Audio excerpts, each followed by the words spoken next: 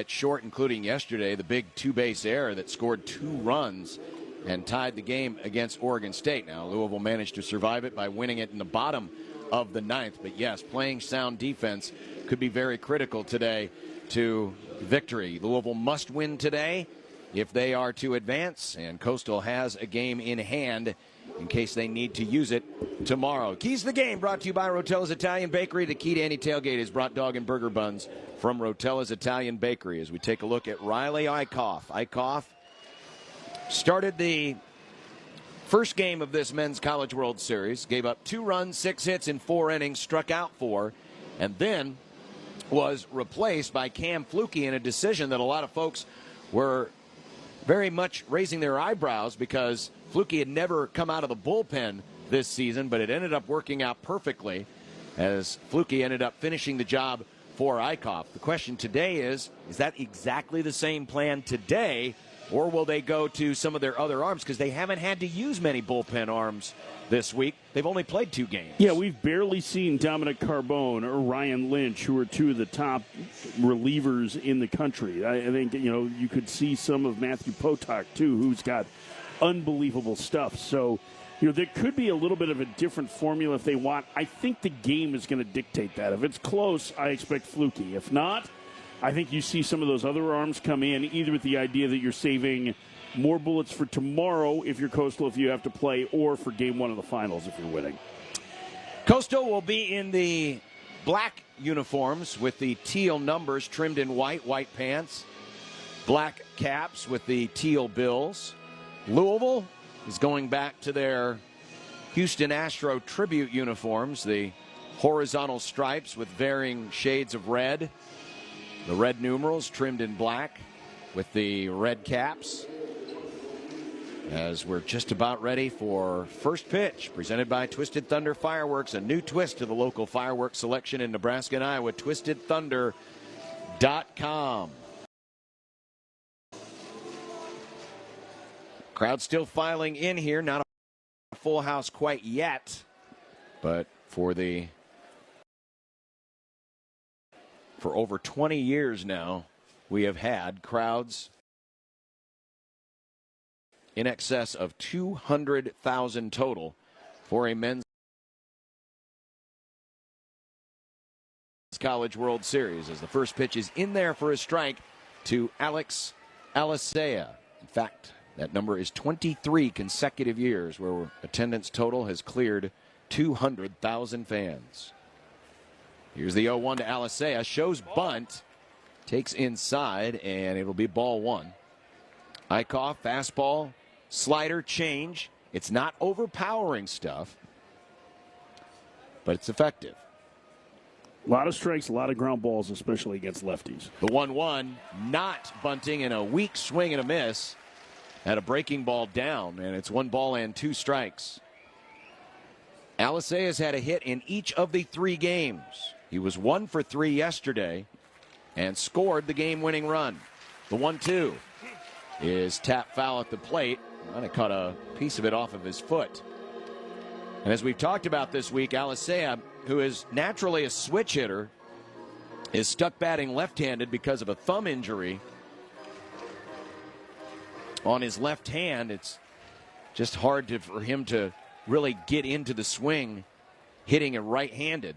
And he's got that left thumb really heavily taped today. It's noticeable here, big black tape on it. The 1-2, breaking ball missing outside, a slider, and it's 2 balls and 2 strikes.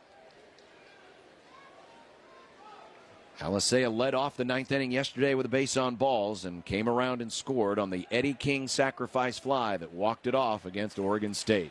The 2-2 pitch, fastball outside, and the count runs full, 3-2. This is why Dan McDonald moved Alex Alicea back to the top of the lineup. He sees a lot of pitches. So even though he has been scuffling offensively because of that thumb, there's a lot of trust in him. 3 balls, 2 strikes. Here's the pitch. And protecting the outside corner, takes a fastball and fouls it off into the seats, down the line, in left. It is 335 down the lines, 375, which plays more like 420 in this ballpark, and 408 to center field. The 3-2 pitch is fouled off again. Alicea just slapping at the ball, wasting those outside fastballs from Riley Eichhoff. Yeah, Alicea is clearly in discomfort, and more so than we've seen. I think ever since he had a ball that he hit yesterday where he was getting a stinger in the thumb, his top hand is coming off the bat on every swing. 3 balls, 2 strikes. Eichhoff's pitch, and he hits a little looping liner on one hop out to short, and the speed kills. Infield hit. It was just a little looping liner that died, hit the grass.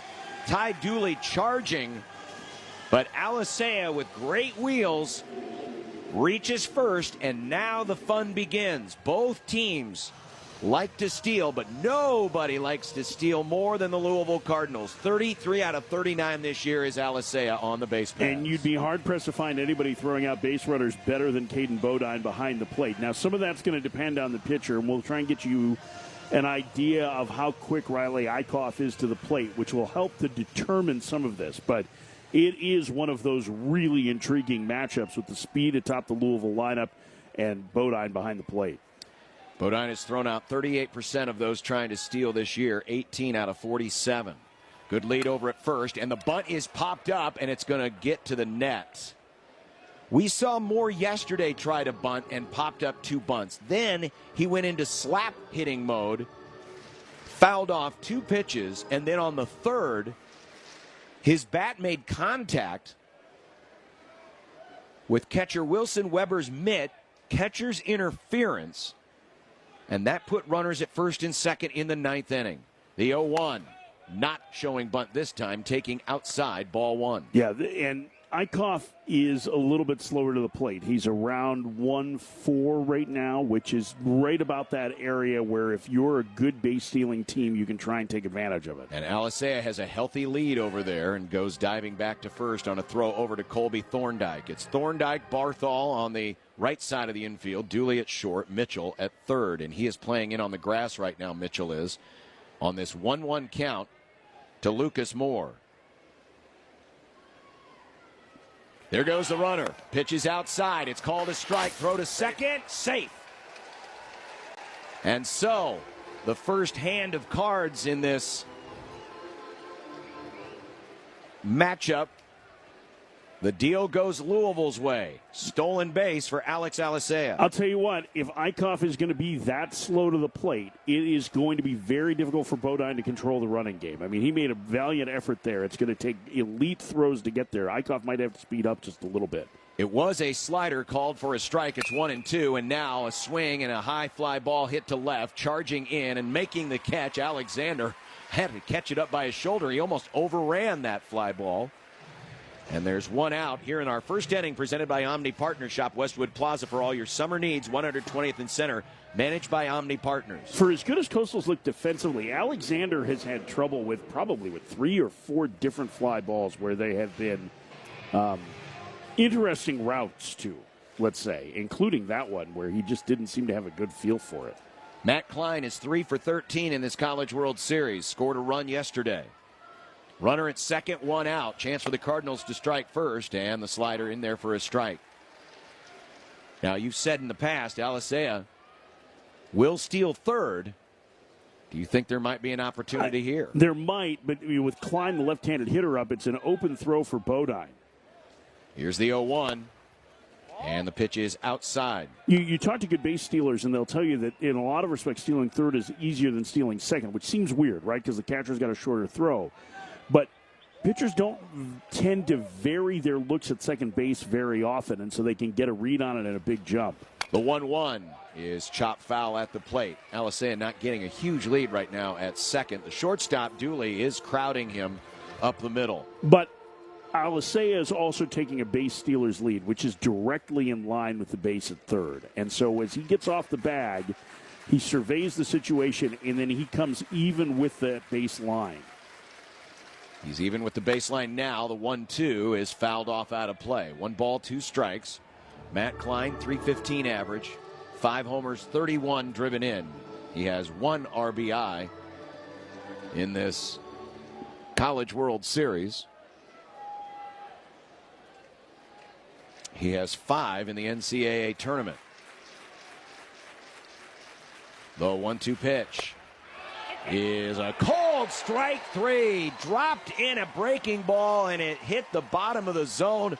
Klein had hoped it was going to fall off the table. It does not. And it's 2 out now in the Louisville first. Yeah, that's something to keep an eye on at the bottom of the strike zone. That was a borderline pitch when Angel Campos rang him up. And it's going to be up to Jake Monroe, who's had a great postseason for Louisville. He hit a home run yesterday. They got Louisville off to their start.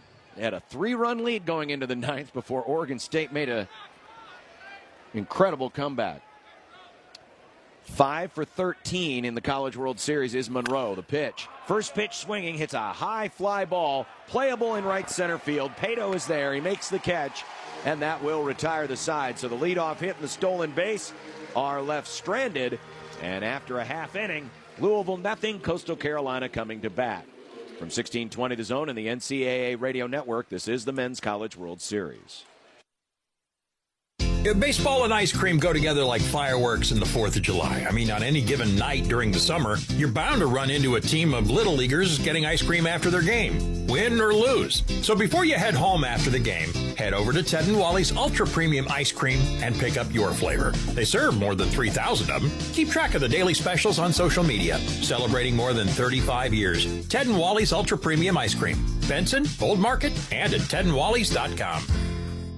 Security equipment makes sure you're always safe at home or when you're away. SEI gives you time to focus on what really matters. Whether it's your home or business, we protect life and property with all of the latest Honeywell home and First Alert products by monitoring for security, fire, carbon monoxide, flood, and temperature 24/7, 365. We provide peace of mind by connecting services like security, video, automation, and access control in one system. Visit SEIsecurity.com to set up a free consultation. SEI is a First Alert Premier Pro partner. IBEW Local 22 is hiring. Join a dynamic team offering opportunities in all classifications, low voltage, residential, and commercial. Whether you're an experienced journeyman or have no experience, they'll train you. Enjoy great pay, fully funded medical benefits, and a solid retirement plan. IBEW Local 22 is your gateway to a rewarding career in Omaha. Don't miss the chance to build your future. Call Mike at 402-810-0789. That's 402-810-0789.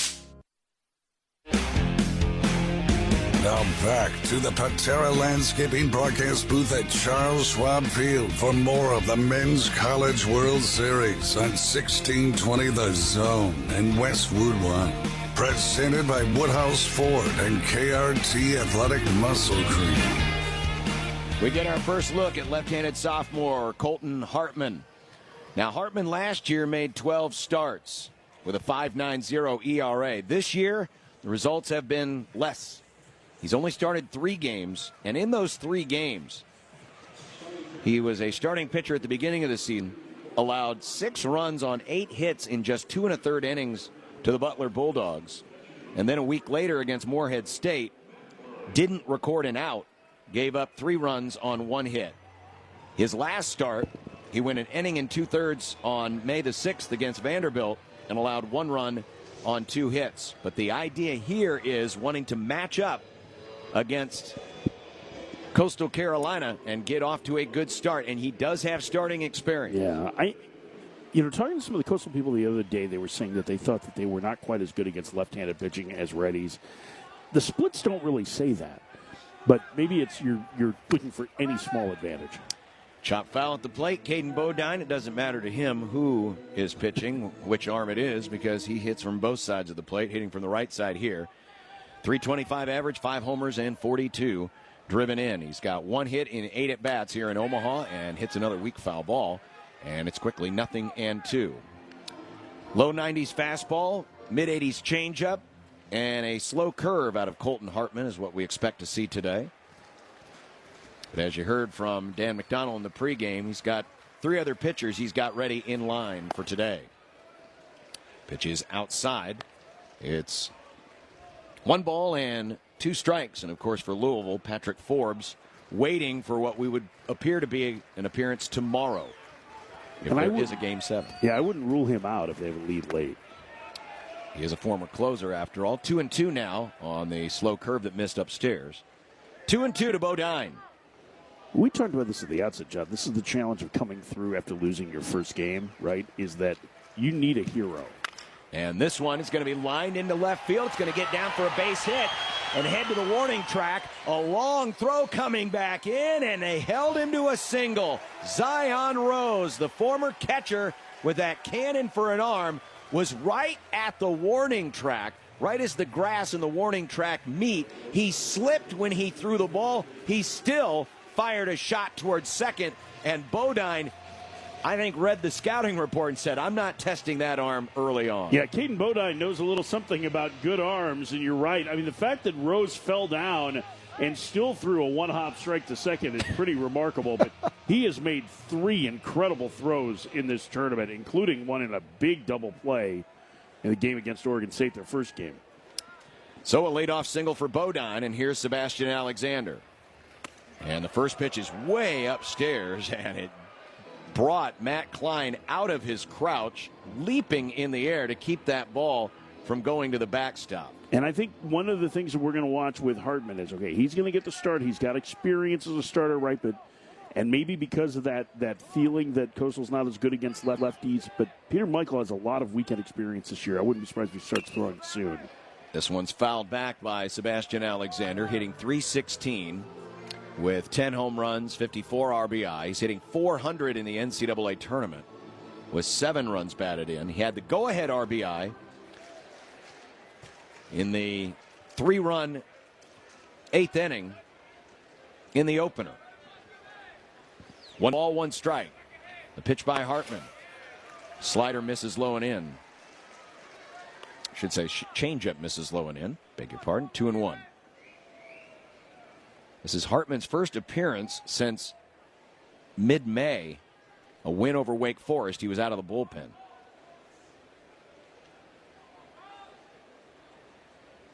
A look to first in the 2-1 pitch. Hit him.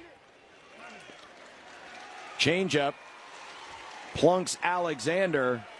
And the first 2 men are aboard here in our first inning. Presented by Omni Partners. Shop Westwood Plaza for all your summer needs. 120th and Center. Managed by Omni Partners. Dan McDonald's going to come out. And is he asking for an umpire's convention here on whether or not he moved into the pitch? A little bit animated. Yeah, like he he's is. Asking Matt Klein a little bit about it, but Angel Campos is looking at him like, what do you want me to do about it? Interesting. And I almost thought McDonald was looking over his shoulder to something that may have been said down from the Coastal dugout. Well, there's not going to be a conference or a review. Looked like it was pretty obvious he was hit with no malice, at least on the intent by Alexander to move into the pitch. So first and second, nobody out, and here's Blake Barthol. And Coastal with a chance to strike first. The lefty deals, and the bunt is fouled off, and it hit him. It's going to be another hit batter. He was trying to bunt. It came up into his chest. I thought I heard it hit the bat. Yeah, it was the way it bounced away made you think that it did. We're going to get a look at the replay here. And no, John, it hit him in the chest. That's exactly what happened. And the reason why I heard it hit the bat, it hit his chest, then it hit the bat on the carom off of his chest. So I thought I heard it hit the bat, but he had been hit in the chest first. And now the bases are loaded. And I've got to imagine, yep, bullpen is up. Yeah, Peter Michael's getting loose now. And, boy, this is about as rough a start as you could get for Hartman. Remember, this has been the Achilles heel for Louisville during the regular season was free bases, specifically walks. They had the highest walk percentage of any team that was left in this tournament as a pitching staff. It has been better in the postseason with Matt Klein behind the plate. They missed him for half the season because of a hand injury. But, boy, this is a huge spot early that Hartman's going to have to work through. Hartman trying to find an out here. Here's Walker Mitchell, and the fastball at 93 is a strike. He has now hit 6 batters in 17 innings. Yeah, I mean, this is – listen, if you give up a run here and you get out of it with 1 or 2, you're fine if you're Louisville. If it starts getting bigger than that, then look out. Here's the 0-1. Mitchell takes upstairs. And his misses right now are not close. No, they're not. That fastball was way out of the zone. Of course, he had the other one that Matt Klein had to leap out of his crouch to catch. Mitchell still looking for his first hit here in Omaha, but he has been on base on a couple of walks and a hit batter. The pitch on the ground, past first base, into right field, base hit. 2 runs are going to score. And it is 2-0 Coastal Carolina. Walker Mitchell, with his first hit in Omaha, brings home a pair. Wrong way single, no chance for Tate Davis to get to it. It was between him and the bag, and Coastal off and running, and still nobody out in the first as they look for more. Barthol is able to go first to third for Walker Mitchell. 44th and 45th RBI this season. And this thing is getting ugly early. Still nobody out. And here is Blagan Pato. Well, the starting numbers for Colton Hartman have been brutal this year.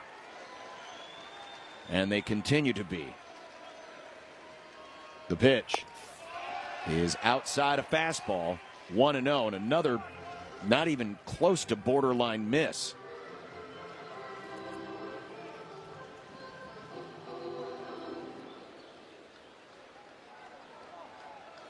Bullpen is up, and this may be the last batter Hartman faces. The pitch cuts inside, blocked again. Again, not close. 2 balls and no strikes.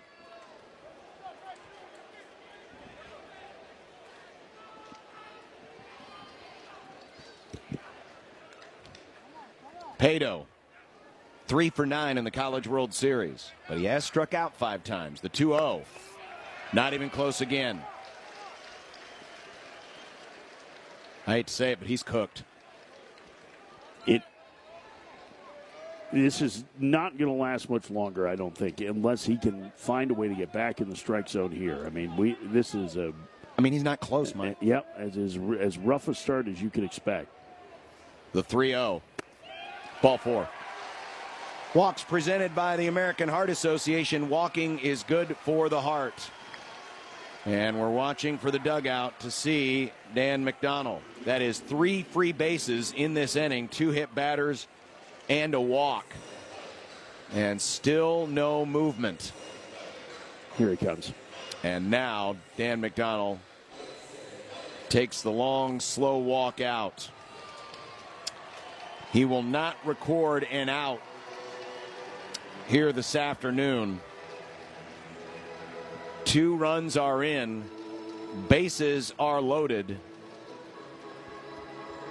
And we will get a new pitcher here in Omaha. Bottom of the first, Coastal Carolina looking for a big inning. They've already got a 2-0 lead. This call to the bullpen presented by Oscar's Pizza and Sports Grill, home of the Big O Pizza and award-winning char-buffed wings. Oscar's Pizza and Sports Grill is West Omaha's headquarters for specialty pizzas and award-winning char-buffed wings. Enjoy games on their updated video and audio system and huge LED wall. Their main location on 173rd and Center is the perfect place to beat the heat with family and friends for the college baseball tournament. They also have a second carry-out location at 162nd and West Maple Street, featuring the same great pizzas and wings. Oscar's Pizza and Sports Grill, home of the Big O Pizza and award-winning char-buffed wings. If you're looking for live and local, check out 1620 The Zone. Live and local from 6 a.m. to 6 p.m. with Gary and Matt. Nebraska is built like the F-150. And you know what? They're trying to be the Toyota RAV4. The Connor Happer Show. You never know where we might be on any given day. All across the country, 1620 The Zone will be. Unsportsmanlike conduct. Sorry we're awesome. Sorry we're great and our listeners are smart. Yeah, and handsome. 1620 The Zone, an NRG media station. Well, Jake Schweitzer has seen a lot of work here in Omaha. This will be his 3rd appearance and his 2nd in as many days. He struck out 1 in an inning of work against Oregon State. He took the loss in the first Oregon State game, going an inning and 3rd, giving up a run on 2 hits. And He comes in a very unenviable situation here, Mike Farron. 2 runs already in, bases loaded, and nobody out. But he is one of the top relievers for Louisville, and that's understanding exactly how important this spot is. You cannot let Coastal extend this much further. I mean, they are on an absolute heater. They haven't lost a game. No. The last time they lost a game, the Pope was still Father Bob from Chicago. Like, seriously, like that's how long it's been since Coastal lost a game. April the 22nd. Well, they're off to a great start, and they've gotten a little bit of an assist. Unfortunately, Colton Hartman just could not find the strike zone today, giving up 2 hits, walking 1, and hitting 2 batters, including one, Blake Barthol, when he was trying to give himself up on a bunt. So, let's see if Schweitzer can put out the fire. Colby Thorndike, who had 3 runs batted in the 1-0 game against Oregon State, will stand in. 4 homers, 305 average for the sophomore out of Lumberton, North Carolina. The pitch. Fastball outside.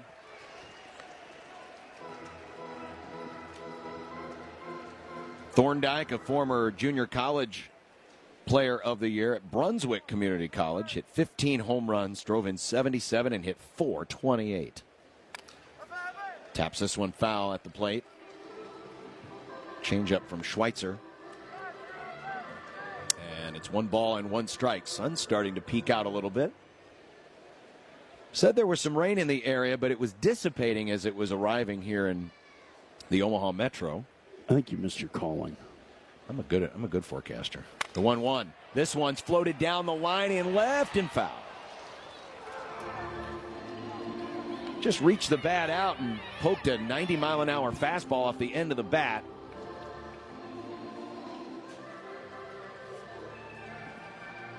And the count is now a ball and 2 strikes.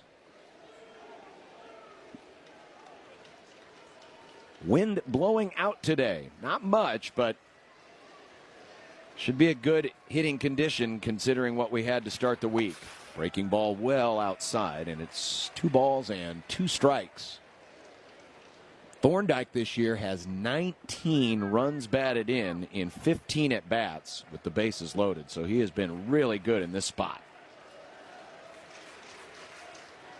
2-2.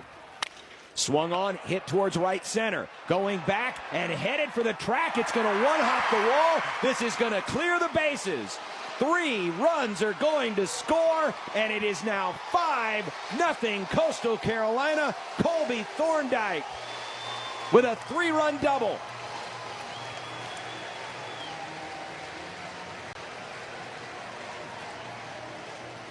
And you could tell off the bat that was going to be trouble because Eddie King did not make a hard attack to go after it because he knew it was going to clear his head. He was just waiting to play it off the bounce. Elevated pitch, and Thorndike smashed it up the alley. He had a huge hit in the 1-0 game for Coastal left on left. He has been one of the most important bats in that lineup, and the guy that they was kind of an X factor coming into this Men's College World Series, and he's been outstanding. That's 13 RBIs now in the NCAA tournament for him. Still nobody out. Here's Dean Mijos, and he takes a fastball in. And he was squaring to bunt, and this is going to be a spot where at the bottom of the order, Coastal's going to try and make this 6-0. I mean, this is move the runner to third, try and get a fly ball out, something. Just get that next run home. 5-0 is already feels like an insurmountable lead. 6-0 with Coastal's pitching staff, very difficult to overcome. Mijos, 4 for 8 here in Omaha. Bunts foul. It'll be 0-2. Mijos, junior out of Chester Springs, Pennsylvania. One of the top prospects out of that state back in 2022. And has enjoyed a fine season, .326 average. Raised his batting average about 50 points from where it was last year with the Chanticleers. The 0-2. Swing and a miss. He gave himself up. Breaking ball outside and low. And the first out of this inning. The first 6 men reached. And here is Ty Dooley. So a merciful strikeout there for Jake Schweitzer.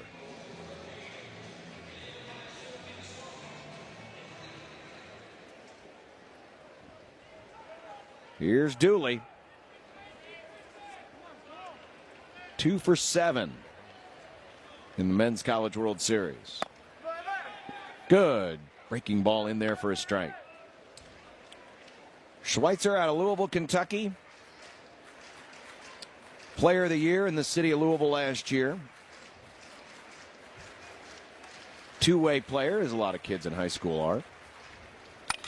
Bouncing ball up the middle. It's going to get through a base hit. Rounding and scoring is Thorndike. Here comes the throw. It's cut off. Make it 6-0. Coastal Carolina. Right back through the box for Dooley, and Coastal's offense, which doesn't get nearly their attention that their pitching staff does, off and running early, and they have to feel really good about their chances now, and it's putting a lot of pressure on this Louisville team. The 9th man to bat. A 6-run first. This matches Louisville for most runs scored in an inning. They, of course, had 6 in the win over Arizona. All of our runs safe at home, presented by SEI. You're always safe with a security solution from Security Equipment Incorporated.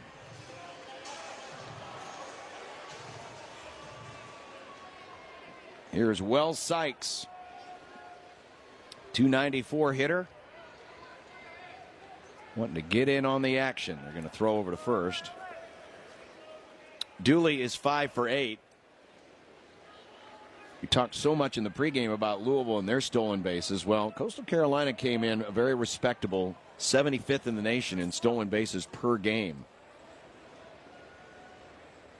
which in this field was an easy second. This could be 2. Bouncing ball to short. Alisea to second for 1. Over to first, a double play. And that will mercifully retire the side, but 6-run score on 4 hits and nobody left. We're through 1. 6-0 Coastal Carolina. In association with 1620 The Zone, you're listening to the Men's College World Series on the NCAA Radio Network. Hey everybody, it's Michael Severe for KRT Athletic Muscle Cream. On the field, every second counts, whether you're warming up, cooling down, or battling cramps mid-game.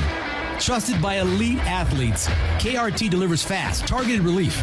Use it pre-workout to boost muscle endurance, post-workout to speed muscle recovery. KRT is all natural, hormone-free, and WADA compliant. Visit KRTrelief.com to get yours today. KRT Athletic Muscle Cream. Stay in the game.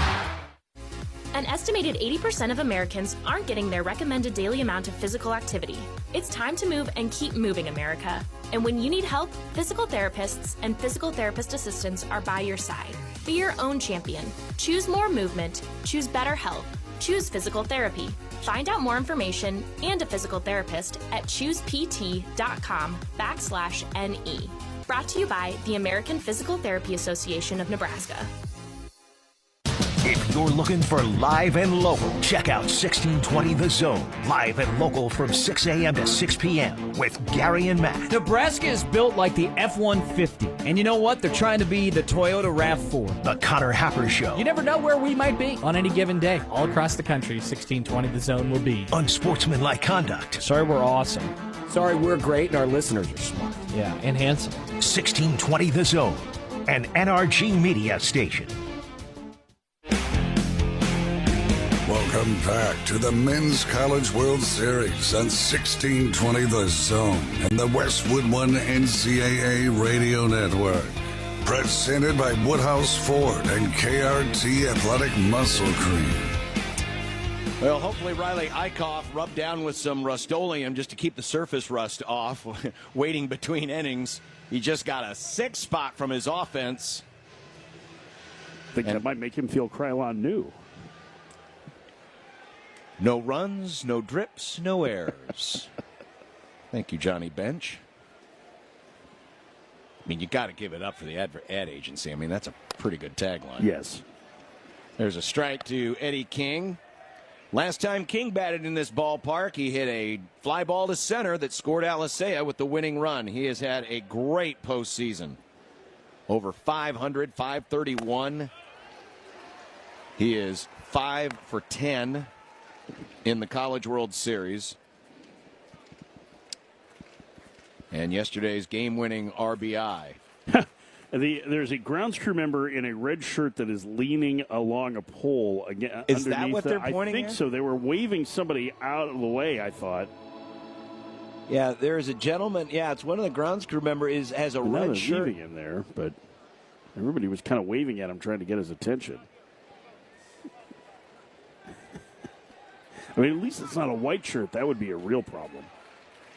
He's standing in the well underneath the hitting background. And there's a pitch outside. 1 ball and 2 strikes. So behind the center field wall where they can open and let the tractors and the grounds crew through, it's like an elevated driveway that goes up to the garage, and apparently they must be able to see the top of his shirt. And now someone's coming out to say, hey, we need you to move because you're distracting the batter. And now he's leaving. Oops, sorry. Just thought I'd watch the game. Now, if he'd have been wearing a nice dark green shirt, he'd been fine because he would have blended in with the wall. I think maybe we need to start color coding the people that work on the grounds crew out there. Match the fence. 1 ball, 2 strikes. Here's King, and he chops it foul. I mean, he probably wasn't a distraction, but I appreciate that Angel Campos was keeping an eye on that. Right. So apparently they could just see enough of him over the fence at the top of that driveway. I mean, the thing is that the batter's eye is really far back, right? Like yes, a lot of times you see them pressed right up against the fence in center field, but it's deep. Pitch is inside. The batter's eye was renovated a few years ago when Major League Baseball came in because they wanted the extra camera position protected from the outdoor elements.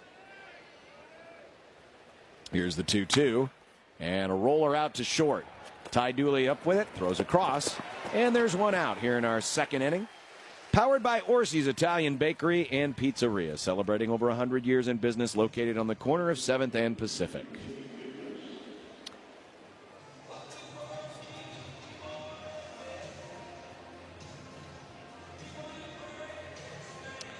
Here is Teg Davis.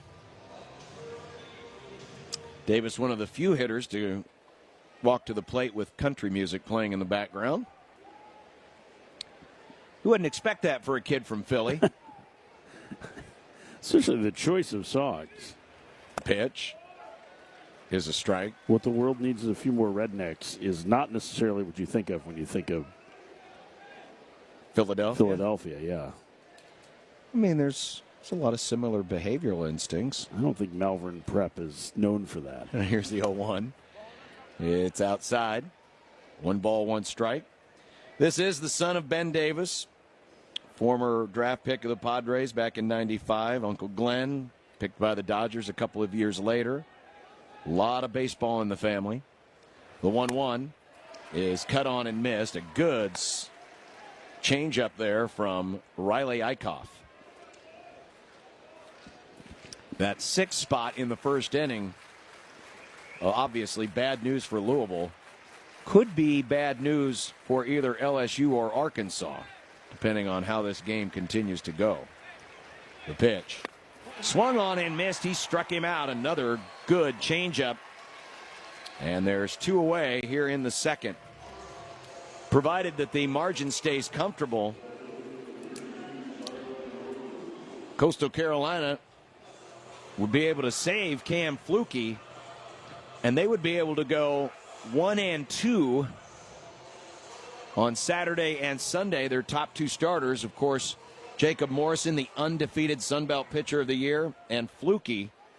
They could pitch them back-to-back in the championship series. Yeah, those guys pitch more like SEC pitchers than mid-major pitchers. They are outstanding. Here is Zion Rose. Although I would Takes say, a strike. Yeah, I would say too that listen, the Sun Belt is a really great baseball conference. They had a little bit of a down year this year, only getting 3 teams into the tournament, but they are, for my money, right behind the Big 12. This one is popped up foul and backing out of play. And probably a step ahead of the Big Ten in terms of the quality of play generally. I mean, it's a league that has always cared about baseball. They have gotten bigger. They have some more important institutions in them now, not the least of which is Coastal. Southern Miss. 0-2 is outside. And because of their proximity, there's a lot more non-conference games against teams from the ACC and the SEC because it's just easier to play them. And so iron sharpens iron. 1 ball, 2 strikes to Rose, 2 out, top of the second, 6-0 Coastal Carolina. And Eichhoff's pitch, just outside, and you can see the framing by Caden Bodine. He is one of the best pitch framers in college baseball.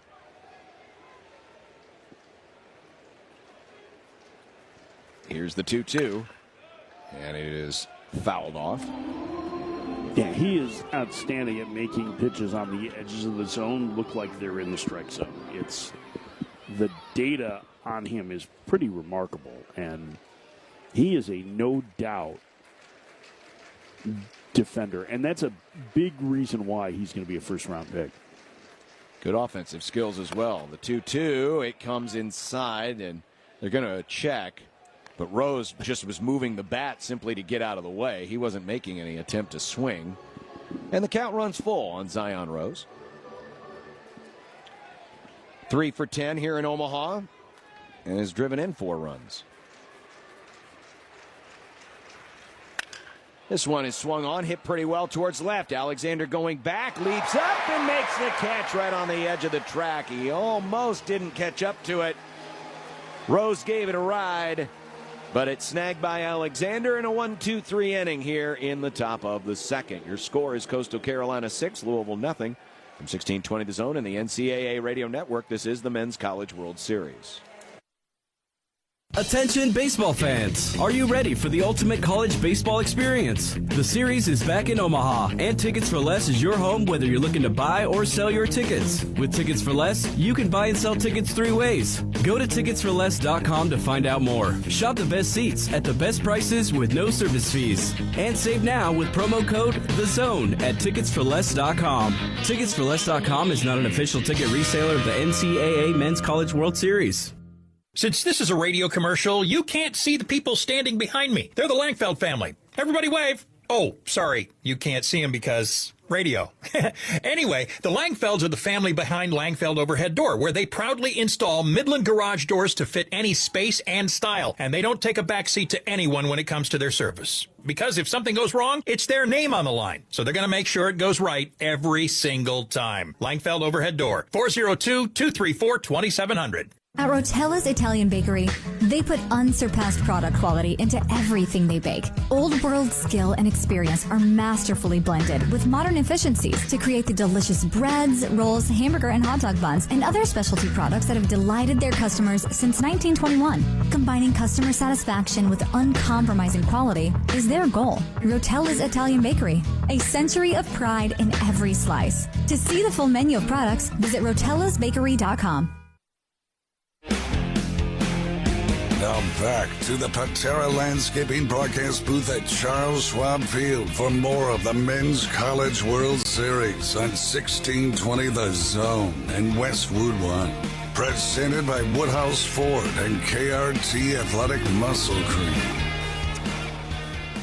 Second inning, and when the second inning starts with your leadoff batter, that means good things for your offense. Coastal batted 9 in the first and scored 6. And we head to the bottom of the second, 6-0 in favor of the Chanticleers as Caden Bodine fouls this one back and out of play. Bodine started it with a single. Alexander and Barthol were hit by pitches. Then Mitchell delivered a 2-run single. Pato was walked, and Thorndike hit a 3-run double. The big blow in that frame. Half swing, and he fouled it straight back. Count is 0-2 to Caden Bodine. Jake Schweitzer, who had to finished the first inning, recorded all 3 of the outs. Here's the pitch. And lined back up the middle, but on one hop, right behind the bag, placed perfectly was Alex Alicea. And he is retired 6-3 as we send it down onto the field. Here's Gary Sharp. Thank you, John. The gentleman that was in straightaway center field is a member of the first responders here in Omaha. So he's asked kindly to move. It was not the hitter King that could see it. It was Campos, because Campos asked King, and King was like, where? So they finally moved the guy. But you guys were talking about 6 years ago is when the Major League Baseball All-Star Game was here between Kansas City and Detroit. It actually was one of the best things that happened to this park, because not only did they have to expand the hitting background to meet Major League standards, they also improved the lights and the technology inside of the ballpark so it would be up to Major League Baseball standards. Of course, things changed. COVID came along. The Major League Baseball draft, which was going to be part of being here in Omaha, now is tied in with the All-Star Game, and there really is not a big push to bring a Major League Baseball regular season game back here. This report brought to you by TicketsForLess.com. Best seats, best prices, no service fees, TicketsForLess.com. 2 balls and no strikes to Sebastian Alexander. Of course, there were people in Omaha this spring who got excited due to a media report out of Tampa that mentioned this ballpark as being the largest baseball stadium that does not house a regular professional team, and that was all done in conjunction with the situation involving the Tampa Rays. There was never really any conversation of playing any of the Rays season here. No. Which is a strike, 2-2. Yeah, they would have had to move outside their television market, and that would have cost them tens of millions of dollars, so it was never really an option. As fun as it would be to have a Major League team at Omaha for a summer. 2 balls, 2 strikes. And swung on and missed. He struck him out, tied his hands with a fastball, and there's 2 away. Good bounce back inning here. Schweitzer has set down 5 of the 6 batters he's faced. They're going to upgrade this facility next year with another digital board and some ribbon boards. There were a lot of compliments about how this park was constructed with all of the locker space and the batting tunnels underneath the stadium on both clubhouses.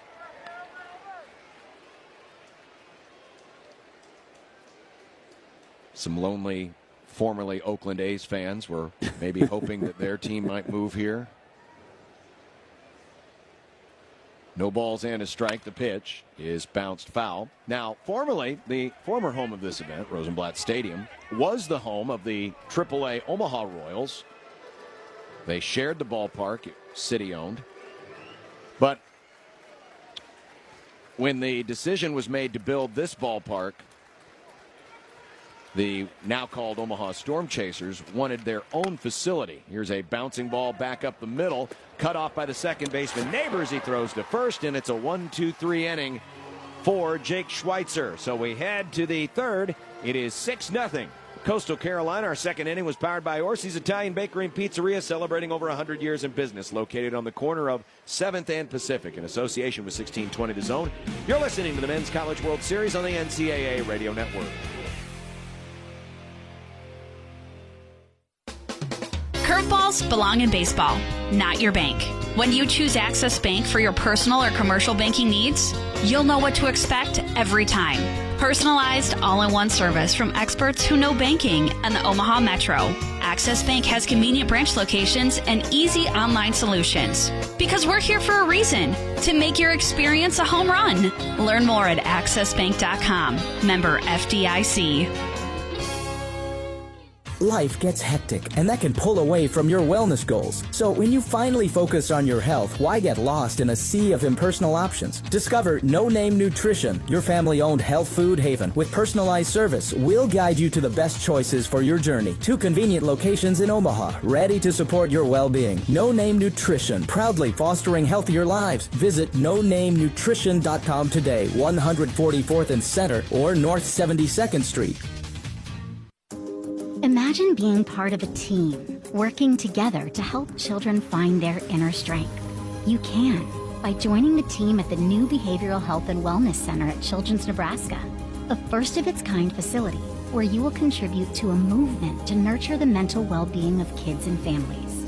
Become part of our people-first culture and provide hope where it's needed most. Apply today at childrensnebraska.org/wearehiringhope.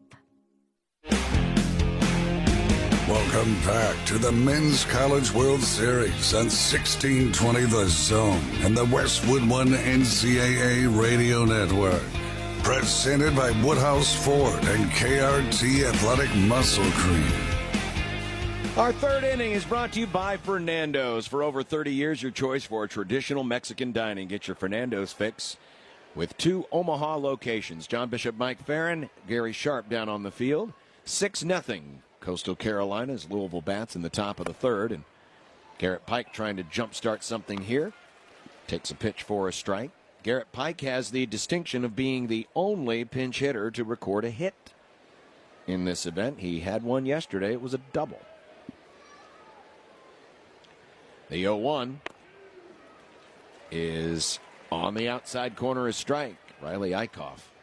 So far, Louisville's made Eichhoff work, but they really haven't had anything to show for it. I mean, other than the leadoff man being in scoring position on the first. But they're going to need to start chipping away at this lead if they're going to come back to win it. Fastball is outside, 1-2. Just need to get one at least here somewhere quickly. Do that a couple of times and hope you run into one later. But it is difficult against a guy the quality of Eichhoff. Here's the 1-2 pitch, and it's fouled off. A hard shot. Thankfully, it did not go into the stands that hard. It just was over the tarp and off the facing of the rail. The happiest people in America to see Garrett Pike transfer to Louisville were all of the members of the Mid-American Conference. Pike was a first or second team selection in all 3 years at Toledo. The pitch. Fastball outside. Actually, changeup. 2 balls, 2 strikes. 6-0 Coastal Carolina. Did he have his opponent saying "Holy Toledo"? Do you think? I see what you did there. Got a delay here as a fan has dropped a glove or a hat. Or was that a what in the world was that? He's going up into the stands. Was he playing catch with a frisbee or something? There was some object on the field that someone had to come and retrieve. Pitch is outside. And the count runs full here to Garrett Pike. Monclovia, Ohio, his hometown.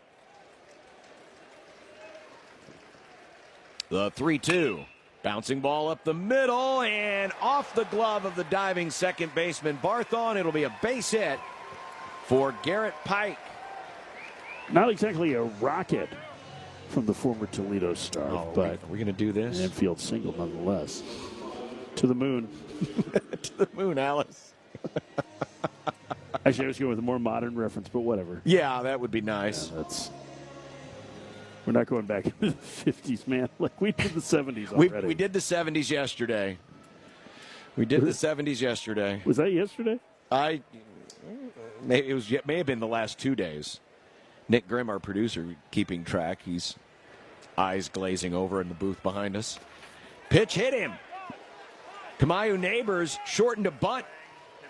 And it's hit by pitch. Hit him on the leg. He was trying to turn and bunt for a base hit.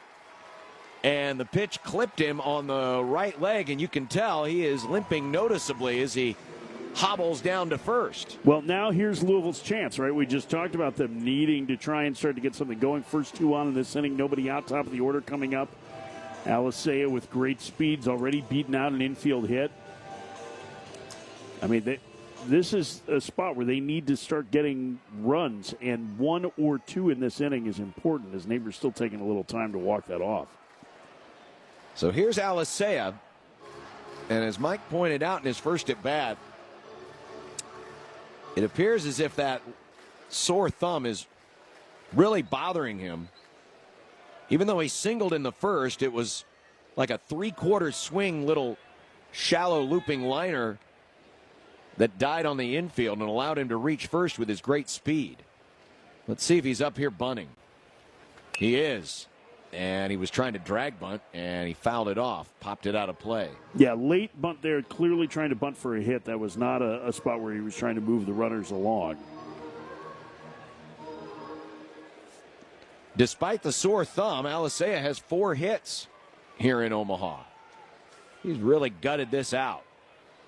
.312 average this year. Here's the pitch. And a line drive right to the second baseman. He's going to double off Pike at second. There was really nothing Pike could do. He was just taking a normal lead, and it was a hot smash liner, and Barthol on the run, taking him right to the bag, makes the catch. And wouldn't you know it, the hardest hit ball so far by the Cardinals turns into a double play. Yeah, and if anything, Pike could have held up just a little bit. He would got a big secondary lead right as that ball was being put in play. But you're right. I mean, there really wasn't anything he could do on that. And it's not like he made a base running gaff there. It was just clearly the ball hit hard, and he was out to dry.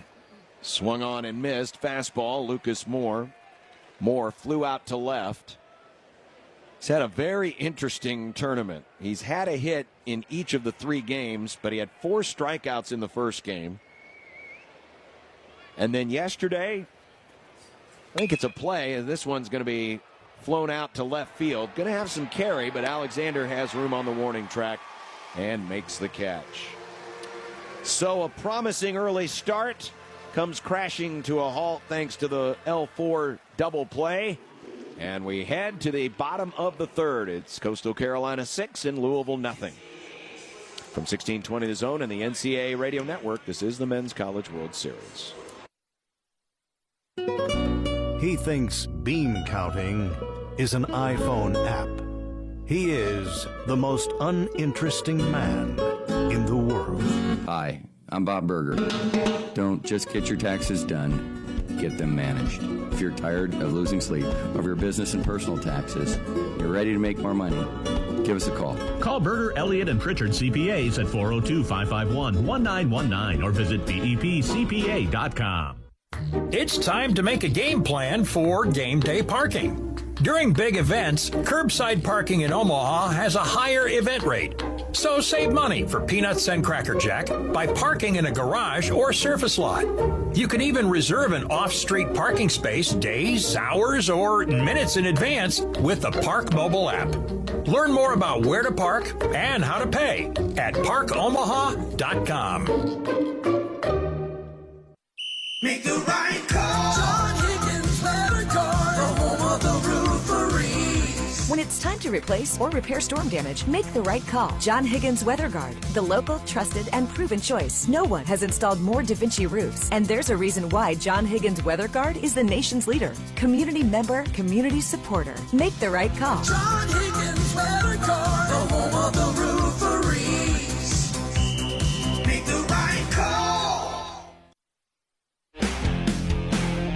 Now back to the Patera Landscaping broadcast booth at Charles Schwab Field for more of the Men's College World Series on 1620 The Zone in Westwood 1. Presented by Woodhouse Ford and KRT Athletic Muscle Cream. Well, Louisville freshman Jake Schweitzer has settled things down. Unfortunately for his Louisville Cardinals, it was 6 runs on the board before you could blink. Here's the first pitch of the bottom of the 3rd inning to Walker Mitchell.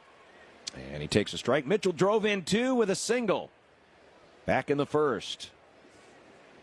His first hit, his first runs batted in this Men's College World Series. Here's the 0-1. And a good breaking ball in there for a strike. 0-2.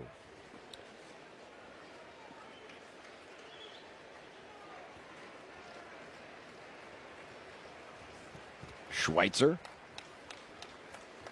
ahead in the count, and the pitch, and a soft liner foul and out of play. Let's pause 10 seconds for identification in association with Westwood 1. This is the NCAA Radio Network.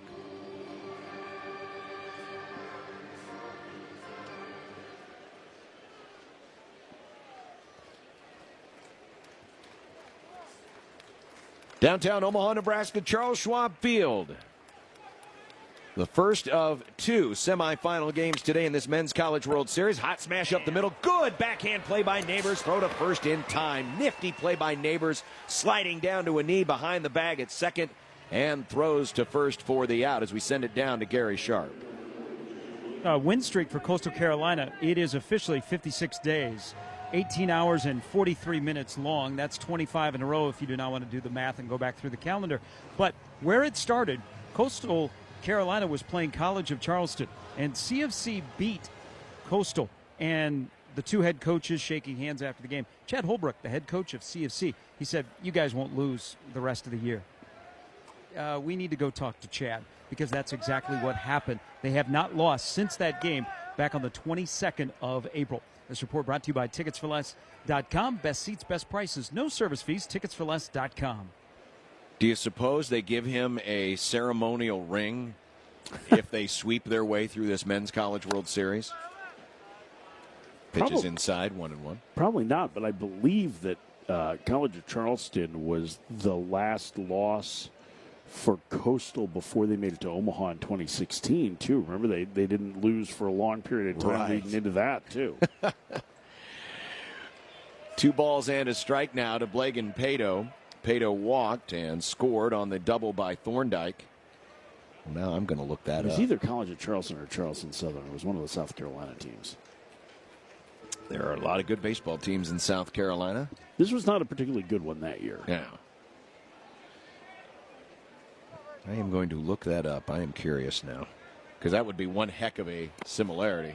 Breaking ball is outside, and the count runs to 3 balls and a strike on Blagan Pato, who is 3 for 9 this week in Omaha and has now extended his reached base streak to 17 straight. A lot of streaks on this team. And the pitch is low. It's a 5-pitch walk to Pato. All of our walks presented by the American Heart Association. Walking is good for the heart. 1 out, 1 on for Thorndike. The man who crushed a double to right center field and drove in 3.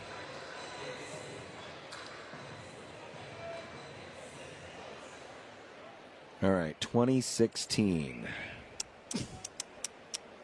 I mean, I can do this while you... I've got it.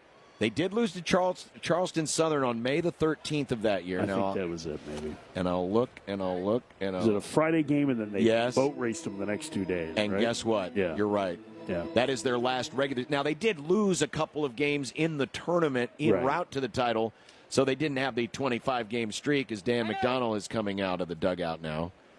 And we might get a pitching change here in the 3rd inning. But yes, Charleston Southern was the last regular season loss suffered by Coastal in their championship year of 2016. Be some teams that are going to insist that those schools never play each other again, just to make sure that we don't have another omen like that. I mean, it's a battle in South Carolina. You know, those are in-state battles there. In-state battles. You got Clemson in that state. I mean, South Carolina, a lot of talent there. And Coastal Carolina with a 6-0 lead here in the bottom of the 3rd.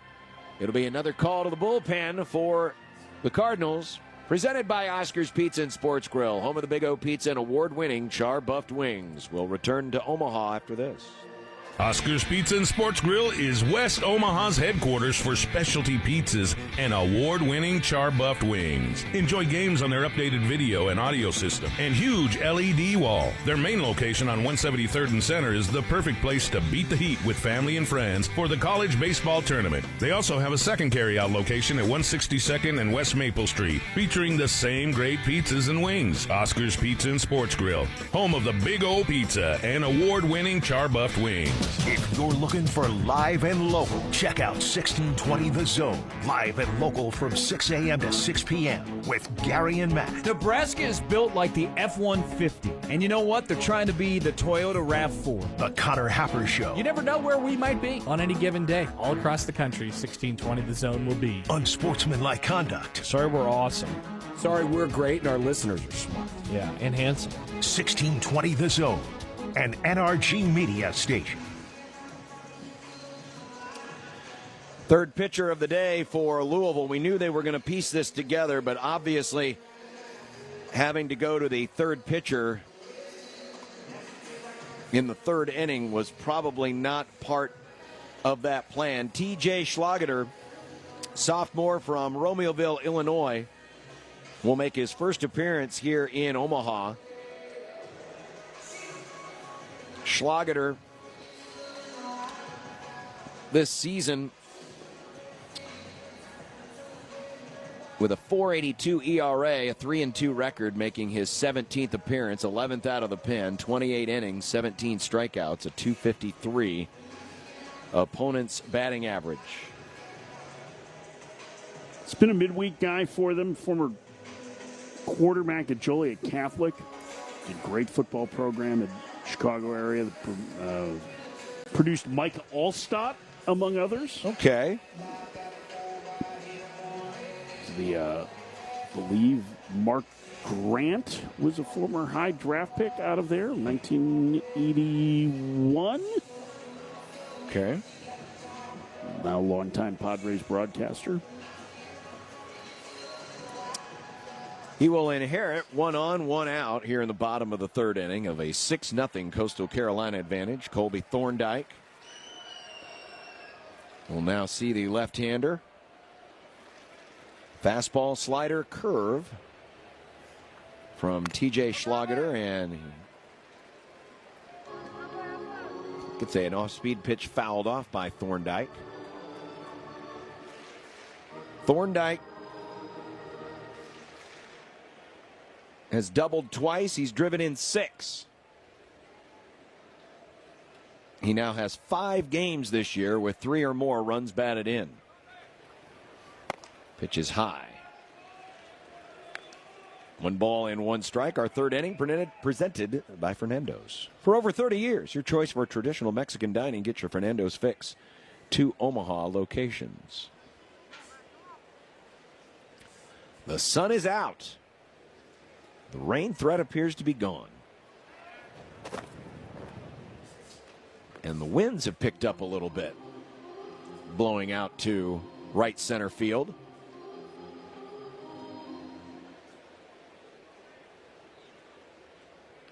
One ball, 1 strike here to Thorndike.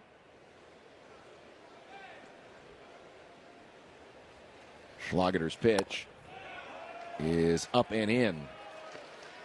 2-1. As always, the crowd is filled in nicely here on this Wednesday afternoon, as we're down to 4 teams left here in Omaha. The pitch, line drive right to Neighbors. Neighbors dropped it intentionally, and the umpires are going to say, nope, we're not allowing that. It'll be an out, but Neighbors caught the sinking liner, dropped it intentionally to try to start a double play, but that was not allowed. It will be an out, and the runner will remain at first base. Not a bad idea. I mean, all things considered, you're just trying to get anything going. The call on the field was an intentionally dropped ball. Well, it's nice that Angel Campos has been willing to explain exactly what the rulings have been. That's the only umpire I've seen without a replay this year to do that, and I wish they would do it more in college. I wish they would do it at all in the pros. Yes. But that's great. And this is a guy who's former big league umpire, so I think Angel gets it. That was fantastic. Outstanding. Little things. Pitch is lined down the right field line and foul. I mean, the NFL's been using mics on referees for 50 years, explaining things to fans. I never understood. Basketball has just started to do it now with the mic at courtside. But I agree. I mean, because there are some little weird things that happen. And unlike football, where we have obvious holding, offsides, all that other stuff, sometimes you just see guys pointing and you're like, well, what are you pointing at? And unless you know the context of what you're watching, you have no idea what's happened here. So a nice explanation, because a lot of folks might have saw that play and say, wait a minute, he didn't catch the ball. That should be a double play. No, he intentionally dropped the ball, so they give the credit for the out. Basically, the translation is Kamayu neighbors needed to fake it better. Throw to first. They have him. Oh, boy, he got in safely. They had him leaning the wrong way. But Pago somehow got to the bag. Must have dove to the back corner of the bag and avoided the tag. Here's the replay. Yeah, that's exactly what he did. He drove to the back corner and leaned his body away from Teg Davis. Boy, he was, really leaning. And they'll check him again. 2 balls, no balls, 2 strikes, 2 out. Bottom of the third, 6-0 Coastal Carolina. This is kind of the perfect time to run. With a 2-strike count, 2 outs, you're down towards the bottom of the order. So totally understand why he'd be on the move. TJ Schlageter. The pitch bounced in there. Late run from first, and he's going to be safe. Pitch was in the dirt. A bit of a late read by Pato, but he still makes it safely as the throw was wide of the bag. So he'll advance on the wild pitch.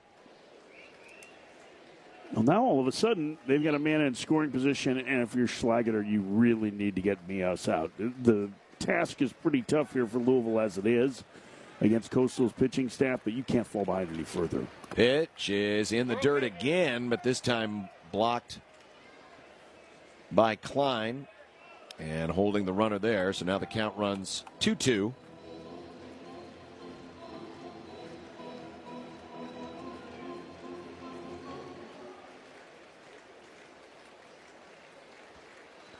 Mijos, who spent some time at short and at center during his career.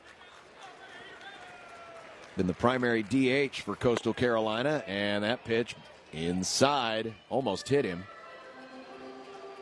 And the count now full, 3 balls and 2 strikes.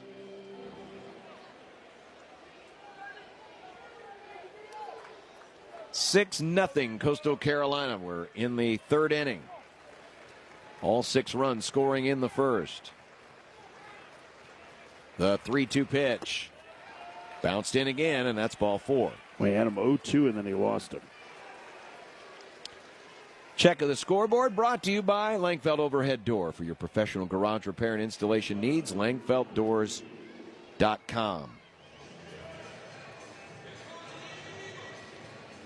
Of the teams that lost opening weekend, Louisville and Arkansas remain. They came back through the consolation bracket to their respective bracket finals. Arkansas in the same spot as Louisville must win tonight against LSU in order to force Game 7. The pitch is inside and called a strike. Late strike call there by Campos. And for those of you not familiar with the vernacular, Game 7, as we talk about, it's the 7th game in each of the bracket, or if you want to think of it this way, they're like regionals. Like the first round of this tournament. 2 separate 4-team regionals throw over to first. Runner is back. You have 2 separate 4-team brackets of double elimination. And if there is a ultimate winner-take-all, that is the 7th game. Thus, we call it Game 7, which, of course, in traditional baseball language, talking about the World Series or a League Championship Series. There's just something about Game 7. Sounds special.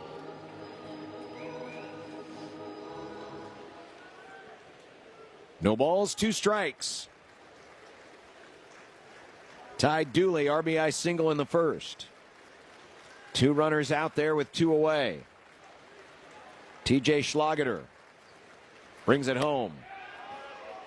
And the off-speed pitch just missing inside. A ball and 2 strikes. Folks enjoying the Ferris wheel this afternoon. Wasn't running much yesterday. It's good to see the folks out there having some fun. The 1-2 is outside. 2 balls and 2 strikes. Coastal Carolina, winners of 25 straight.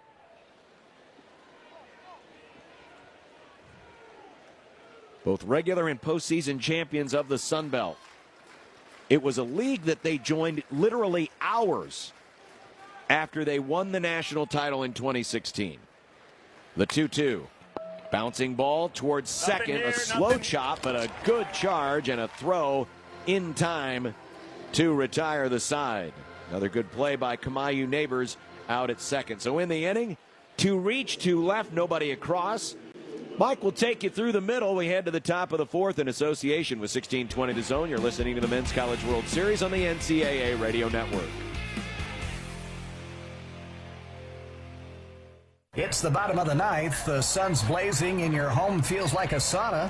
Don't sweat it. Skradsky Heating and Cooling is stepping up to the plate. Family owned and operated, Skradsky has been knocking summer heat out of the park for more than 70 years. Whether it's AC repair, replacement, or a full system tune-up, Skradsky brings the cool when it counts. Click heatomaha.com today to beat the heat before it steals home. Skradsky Heating and Cooling, your hometown MVP for comfort. It's NCAA championship time. Fans of the hustle? Present. Fans of the heart? Present. Fans of the flash, grit, and grind? Present. The best fans in the lands are bringing everything they got for their team. Be there when your squad hoists the ultimate trophy overhead. The NCAA championships. Attendance is encouraged. Passion is mandatory. Buy your seats today at ncaa.com/tickets. Class dismissed. Now through July 7th, take advantage of exclusive employee pricing at Woodhouse Ford. For a limited time, you pay what we pay on our full lineup of new Ford models. No exceptions, just straightforward savings. Whether you're looking for a rugged F-150, a versatile Bronco, or a dependable Escape, our friendly, knowledgeable staff are here to find the perfect vehicle for you. View our offers online or shop in-store at one of the Woodhouse Ford dealerships located in Blair, Omaha, and Plattsmouth. Welcome back to the Men's College World Series on 1620 The Zone and the Westwood One NCAA Radio Network. Presented by Woodhouse Ford and KRT Athletic Muscle Cream. All Coastal Carolina so far in the Bracket 1 final. The win puts them in the National Championship Series. A win for Louisville extends to a winner-take-all game tomorrow. This fourth inning presented by Cheeseburgers, a takeout joint. Homemade smash burgers, hot dogs, fried chicken, and more. Peace, Love, and Cheeseburgers, 40th and Farnham. Coastal Carolina 6, Louisville nothing. Hardly order due for the Louisville Cardinals. In the top of the fourth inning, starting with their catcher, Matt Klein. The number 3 hitter, left-handed hitting catcher, squares to bunt. Pulls back, takes a strike. It's 0-1. It'll be Klein, Jake Monroe, Eddie King Jr., and if Louisville's high-powered offense is going to come back in this game, they're going to keep needing zeros from their pitching staff, and they're going to need to start putting some runs on the board. Pitch.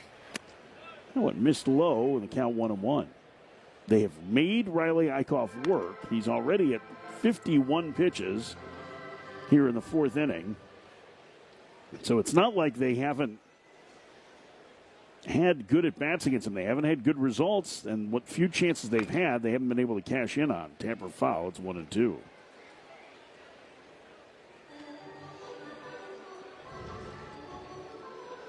You wonder with Kevin Schnall what the number is for Eichhoff. How many pitches will they be willing to go with him, assuming that they maintain this big advantage? The pitch, tap foul. Klein stays alive. We'll check in with Gary Sharp here after this plate appearance. The third member of our broadcast crew, John Bishop, Mike Farron with you. From the Patera Landscaping broadcast booth high atop Charles Schwab Field in downtown Omaha, Nebraska for this Men's College World Series and the first of 2 today. The pitch. Klein up the alley, left center field on the run, diving and unable to get it is Sykes, and it'll roll towards the warning track. Matt Klein with a leadoff opposite field double. Here the Louisville fourth with them trailing 6-0. Let's go down to the field with Gary Sharp. Hey, thanks, Mike. So the other day, between innings later in the game, Dan McDonnell, in a very fiery speech with his team, talked about not waiting, not sitting back, take the offense to them, be better at the plate. Well, he just had a not as animated discussion between innings just to remind his team who they are, that they got here for a reason. There is still a lot of time to play. And he goes, they don't have a clock. They're not going to reach the alarm and tell us we have to get off the field. We dictate how long this game goes. This report brought to you by TicketsForLess.com. Best seats, best prices, no service fees. TicketsForLess.com. That's a great point, Gary, because the time is measured in outs, and they have 18 to play with still. First pitch, the right-handed hitting, Jake Monroe, swing and a miss, 0-1. He was one of the offensive heroes yesterday, including a long 2-run home run to left field. 13 of them on the season for the transfer from John A. Logan Community College in Illinois. The pitch takes a breaking ball low. The count 1-1. Monroe showed up on campus in the fall, and they were excited about him. And in their first fall game against Purdue, they were playing in West Lafayette. He crashed into the tarp on the third base side, hurt his shoulder, and missed the entire fall. The pitch, ripped foul, past third, 1-2. And so they weren't sure what they had entirely. They thought he was going to hit, but they hadn't really seen enough of him in competition. And he won that third base job, and he has been, I think, the unsung hero of Louisville's offense this year. He's a really good player. He's continued to improve defensively. He'll probably be a day 2 draft pick. The pitch, and he pops it up foul and out of play.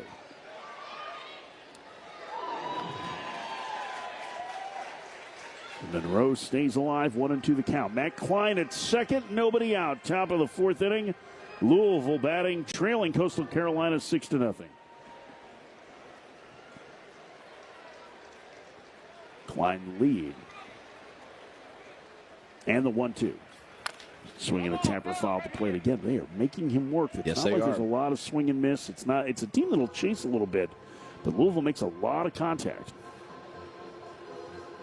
The advantage that Eichhoff has had is he's been ahead in the count. He's been good at getting ahead of batters, but Louisville has been pesky to foul a couple of pitches off here and there.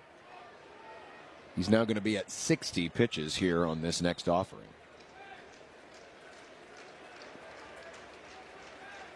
Eichhoff set.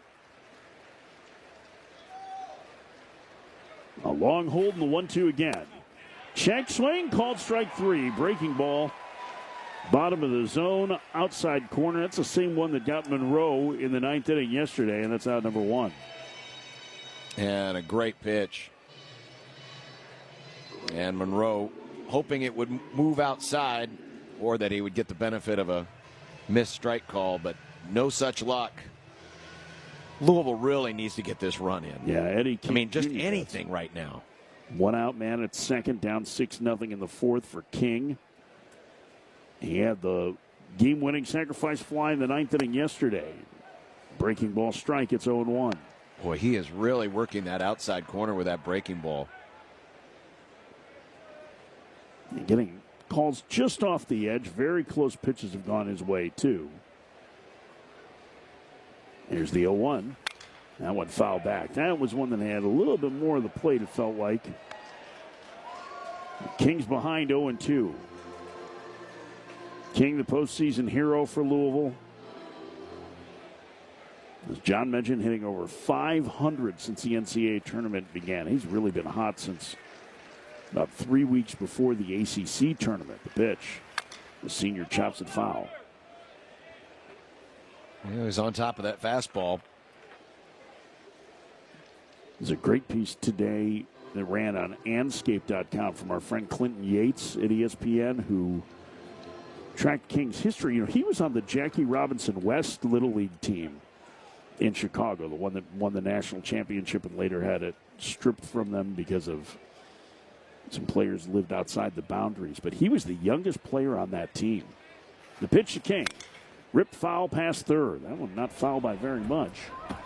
I'll tell you, Eichhoff he's got to be careful where he locates this pitch, because if he spins one up there in the middle of the zone, one of these better Louisville hitters is going to hit one out of the park. The park should be playing smaller today. The wind is definitely blowing out to right center. Klein still at second with 1 out in the 0-2. Swing and a miss. That was a breaking ball that backed up on him, it looked like, and he just swung over the top of it for out number 2. And King's got to be frustrated with himself. It did. It just backed up on him. It was well off the plate. But King had already committed, and by the time he swung, that pitch was in around his hip. 2 outs for Tig Davis. 6-0 Coastal Carolina. Louisville batting in the top of the fourth. Klein from second. First pitch to the freshman. Foul back. It's 0-1. Davis has had a quiet postseason at the end of his freshman year after being the top home run hitting freshman in the ACC this year.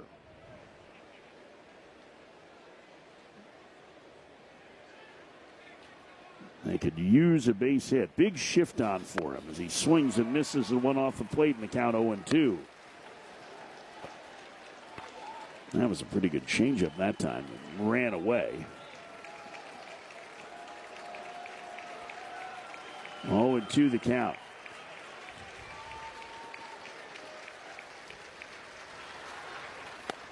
Down low in the count 1-2.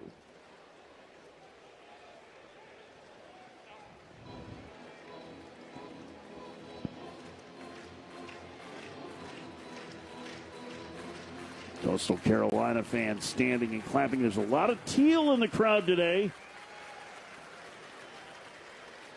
1-2. Good collection of their fans above the third base dugout, hoping that they can make the championship series for the second time in program history and the second time in 9 years.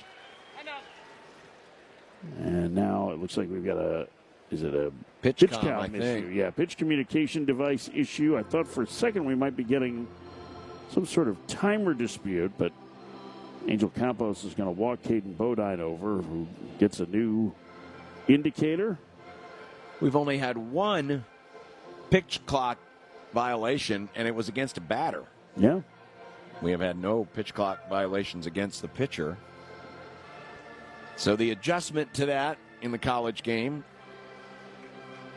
seems like it has gone fairly well. Yeah. It's not as aggressive a pitch clock as it is in Major League Baseball. No, it's not, but it's gone well there, too. It's amazing how quickly players can adjust.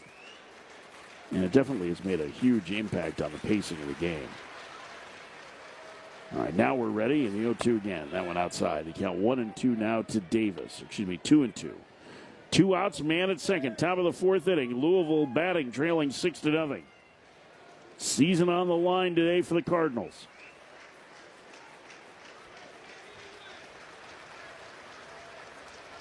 The pitch.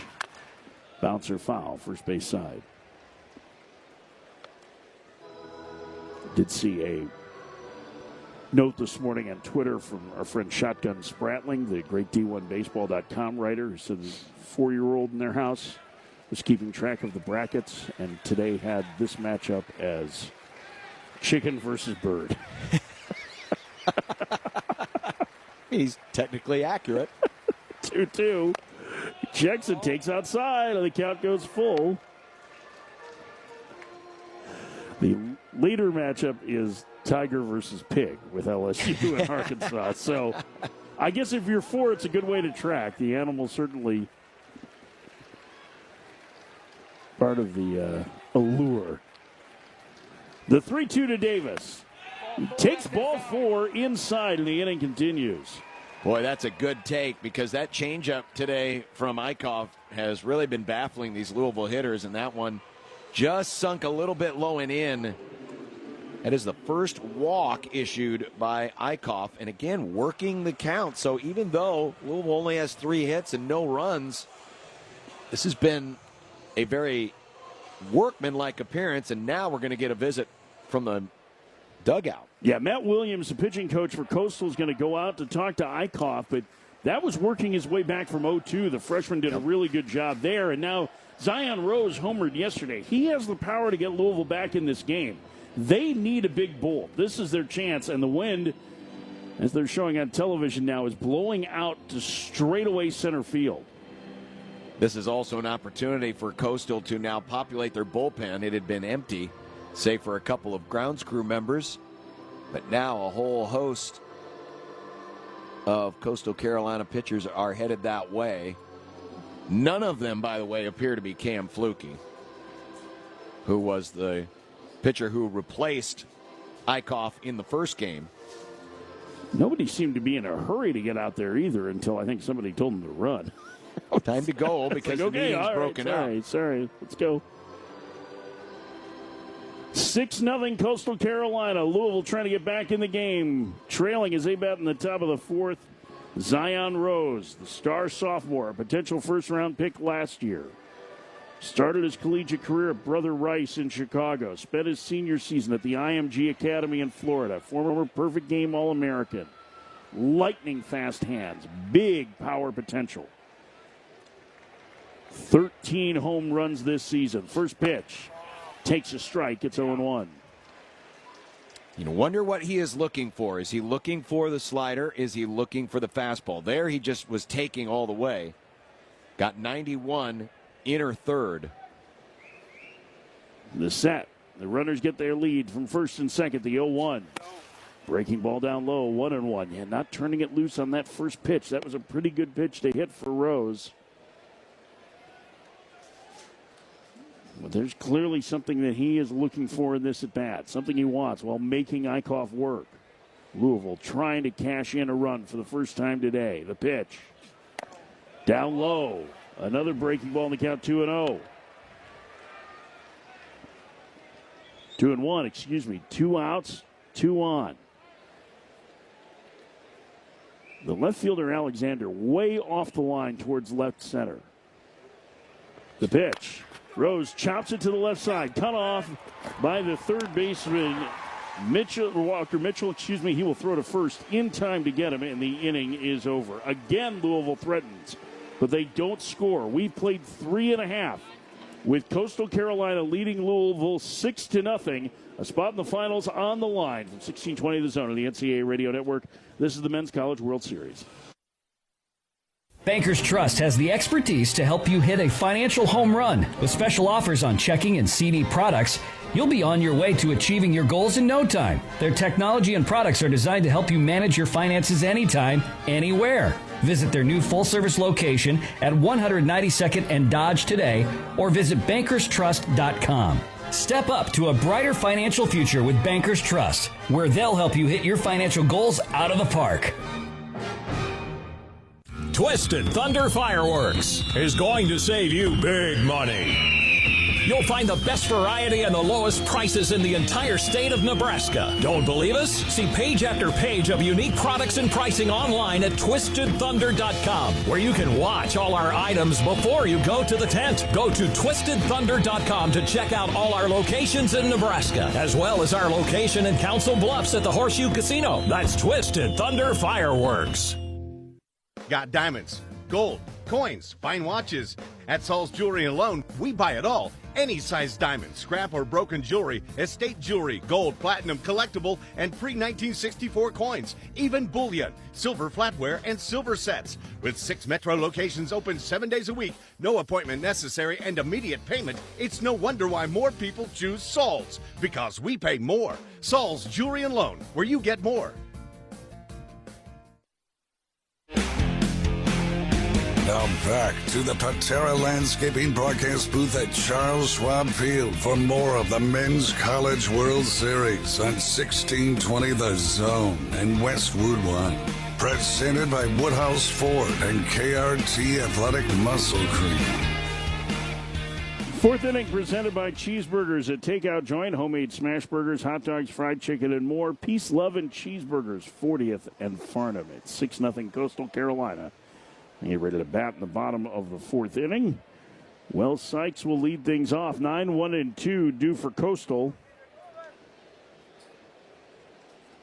Sykes, who had a big opener, 3 hits in the Men's College World Series opener, takes the ball low, 1-0 from T.J. Schlageter.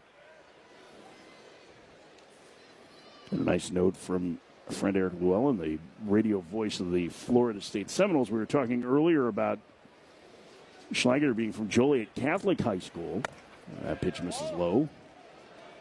And they count 2-0. And his high school, the high school football coach for years at his high school, Joliet Catholic, was Gordy Gillespie, who is number 3 on the all-time wins list in college baseball history, behind the late Mike Martin and the legendary Augie Garrido. The pitch, there's a strike, and the count 2-1. And there is your college baseball history for today.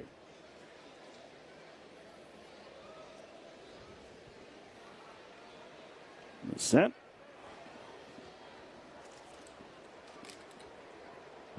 A long hold. And the 2-1. That one hit in the air to left center field. Racing over is Moore, and just onto the warning track in left center.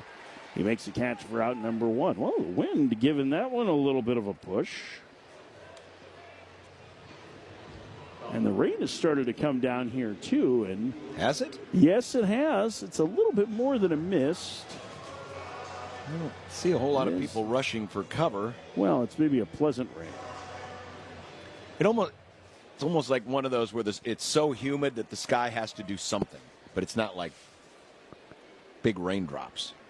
Yeah, there is a small cell that is a dying small cell that is moving over us right now. Caden Bodine, switch hitting catcher, batting right-handed, takes a ball in the dirt, 1-0. 6-0 Coastal as they bat in the bottom of the 4th. This update brought to you by Super Doppler 6000. If you're just joining us, we are hoping to play uninterrupted today. The 2 games on the schedule. Now a rip foul into the third base dugout. The count 1-1. Later tonight, Arkansas and LSU will meet for the second time in this Men's College World Series. The LSU Tigers a win away from the finals. Arkansas trying to come through the losers bracket after losing the opener. Same path that Louisville had. Conference rivals will square off. Bouncer to third. Monroe has it. He will throw to first. 2 up, 2 down in the Coastal 4th for Sebastian Alexander. 6-0 Coastal Carolina. That scoreboard presented by Langfeld Overhead Door for your professional garage repairs and installation needs. LangfeldDoors.com. If you are tuning in here and wondering how it got to be 6-0, it happened fast. A 6-run first inning. Colton Hartman did not retire a batter for Louisville. All 5 of them scored. Colby Thorndike had the big hit, a 3-run double in the first. Also a 2-run single for Walker Mitchell, third baseman for Coastal.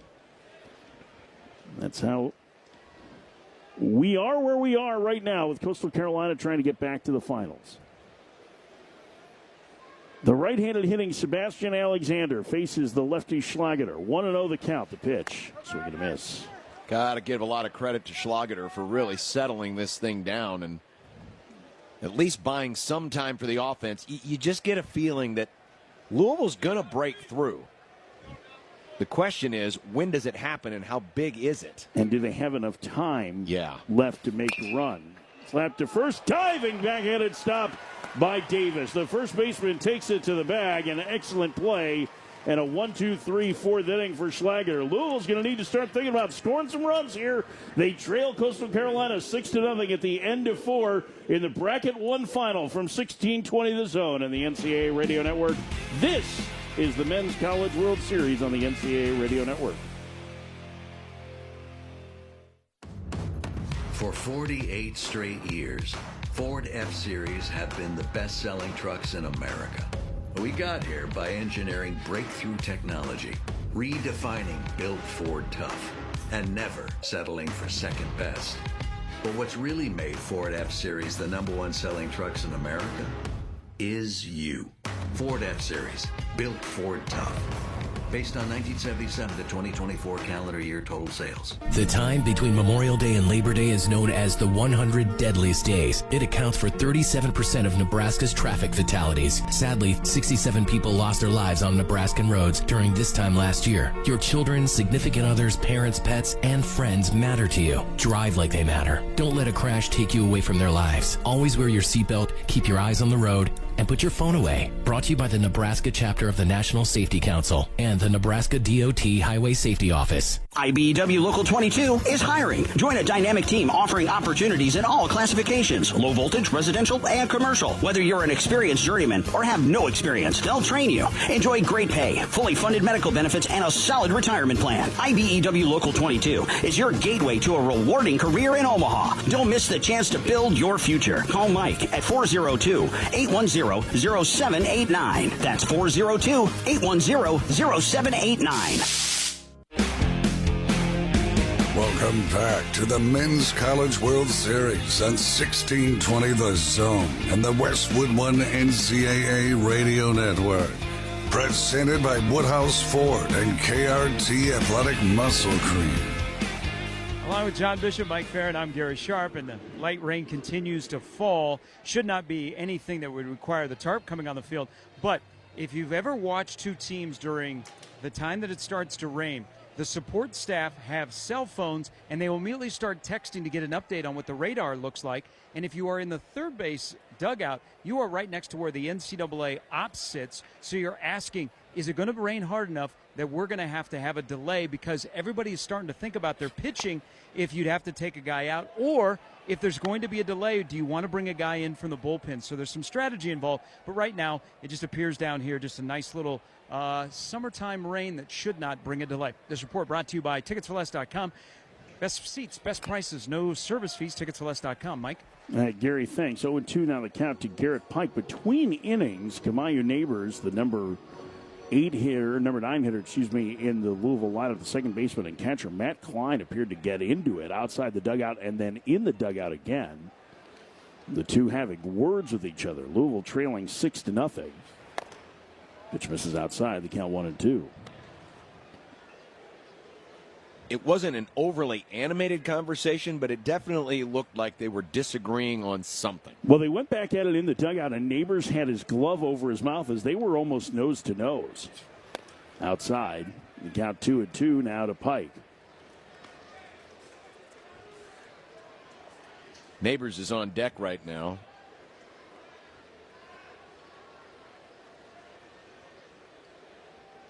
Riley Eichhoff has started and gone the whole way so far for Coastal Carolina. The righty rocks and delivers, and Pike takes outside, and the count goes full. The leadoff man in the Louisville fifth. 6-0 Coastal Carolina. Coastal goes to the finals with a win. Louisville needs to come back from this deficit to keep their season alive. A shrug in the payoff. Bouncer to the left side. To his left is the shortstop. And throwing out Pike is Dooley for out number 1. Another deep count, but no positive results so far for Louisville, at least in terms of getting runs on the board. This fifth inning is powered by the winning team at Liberty First Credit Union, supporting their communities and providing banking with purpose. 6-0 Coastal for Neighbors. He was hit by a pitch his first trip.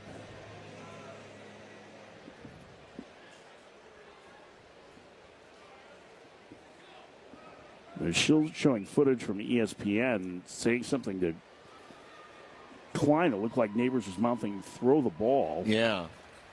Neighbors squares to bunt, takes outside 1-0. Klein is really the leader of that pitching staff. I mean, we talked about it earlier.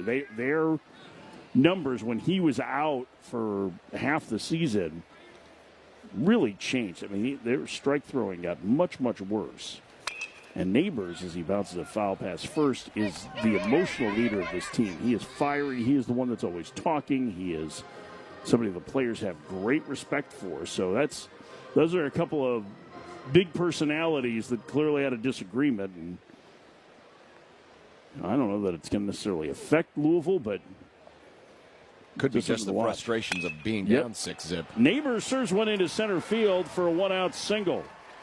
Bobbled by Sykes. Neighbors will take off for second, and he's in with a head-first slide. Sykes just lost the ball for a second, and Neighbors, who took a good turn at first, made it to second base easily. It'll be a single and an error.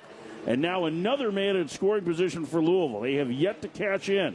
That is the first error of the season against Wells Sykes. Yep, just got a little sloppy out there. And Neighbors, who is always hustling, always thinking about the next base, slides in safely. What a series he has had. I mean, this is the fourth time in 5 innings that they have had a man at second with less than 2 outs. In fact, they have the leadoff man at second with a double in the fourth, the first 2 aboard in the third. Louisville's had opportunities. They have not been able to score. Here's Alisea, the leadoff man. 6-0 Coastal. Alisea squares the bunt, takes a strike. 0-1. And you're starting to run out of chances. Again, we heard Gary's report earlier. Dan McDonald telling him, hey, listen, there's not an alarm that's going to go off. But We measure time and outs, and they're starting to run out of those.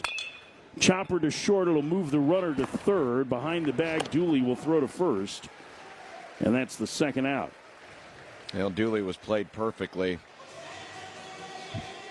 and only had to take a few steps near the middle. But it's got to take something. I mean, and sometimes the comebacks start with 2 outs. You get a big 2-out hit, and that can be a real lifting moment for an entire dugout. And they could really use that right here from Lucas Moore. 6-0 Coastal. Third baseman Mitchell playing in. Moore very, very fast. He's flied to left twice. Down the line is Neighbors from third. The pitch. Moore bounces it past the mound. Charging his second baseman. Throwing off balance to first. And getting the speedy Moore is Barthel. And the inning is over. Louisville leaves another man in scoring position. We are halfway through this one. Coastal Carolina now 15 outs from the finals as they lead Louisville 6-0 from 1620 The Zone on the NCAA Radio Network. This is the Men's College World Series. When your athlete is giving their all, you want them to have every advantage. KRT Athletic Muscle Cream helps warm up muscles, stop cramps in minutes, and speeds up muscle recovery. KRT is WADA compliant, hormone-free, backed by science, and used by college and pro athletes. The game never stops, and neither should your athletes. KRT Athletic Muscle Cream. Stay in the game. Visit krtrelief.com to get yours today. Tomorrow is about the lessons we learn today. A farmer's market teaches us that community is grown together. Kids laughing shows us how joy is easy. And coffee on the porch reminds us to savor every moment. These are the lessons that shape a tomorrow we all share. One filled with trust, good company, and wide open dreams. That's the way banking should be. And that's Pinnacle Bank. Member FDIC. Security equipment makes sure you're always safe at home or when you're away. SEI gives you time to focus on what really matters. Whether it's your home or business, we protect life and property with all of the latest Honeywell home and First Alert products by monitoring for security, fire, carbon monoxide, flood, and temperature 24/7, 365. We provide peace of mind by connecting services like security, video, automation, and access control in one system. Visit SEIsecurity.com to set up a free consultation. SEI is a First Alert Premier Pro partner. Now back to the Patera Landscaping broadcast booth at Charles Schwab Field for more of the Men's College World Series on 1620 The Zone and Westwood One. Presented by Woodhouse Ford and KRT Athletic Muscle Cream. Fifth inning, powered by the winning team at Liberty First Credit Union, supporting their communities and providing banking with purpose. It's 6-0 Coastal Carolina as they bat in the last of the fifth. Heart of the order due against the lefty T.J. Schlageter. Second baseman Blake Barthol takes a breaking ball strike. It's 0-1. It'll be Barthol, Walker Mitchell, and Blagan Pato to hit here for Coastal as they try to make it back to the Men's College World Series Finals. The pitch bounced foul, first base side. It's 0-2. Well, so far, between Schweitzer and Schlageter, they have kept Coastal off the board for the better part of the last 4 innings.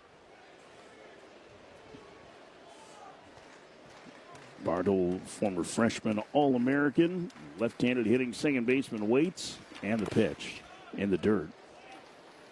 And the count 1-2. Coastal got all 6 runs in the first inning. The first 6 batters reached base. Walker Mitchell had a 2-run single. Colton Hartman faced 5 batters, didn't retire any of them for Louisville. Jake Schweitzer came in the game. Colby Thorndike greeted him with a 3-run double. They'd tack on another run on a Ty Dooley base hit. That one misses outside, 2-2. And that's been all the offense so far. Louisville's had chances. They have not been able to score. Those 6 runs, I mean, the Coastal is safe at home. Presented by SEI. You're always safe with a security solution from Security Equipment Incorporated. Fouled away. Fastball down below the zone. And a nice cheer for some fans that made a good play. A man who's dressed like Green Man, only in light blue. I was going to say like a Smurf. A little light for Smurf. It's lighter than the UCLA uniforms. You're quite the expert on Smurfs. Yeah. Spent a lot of time watching them.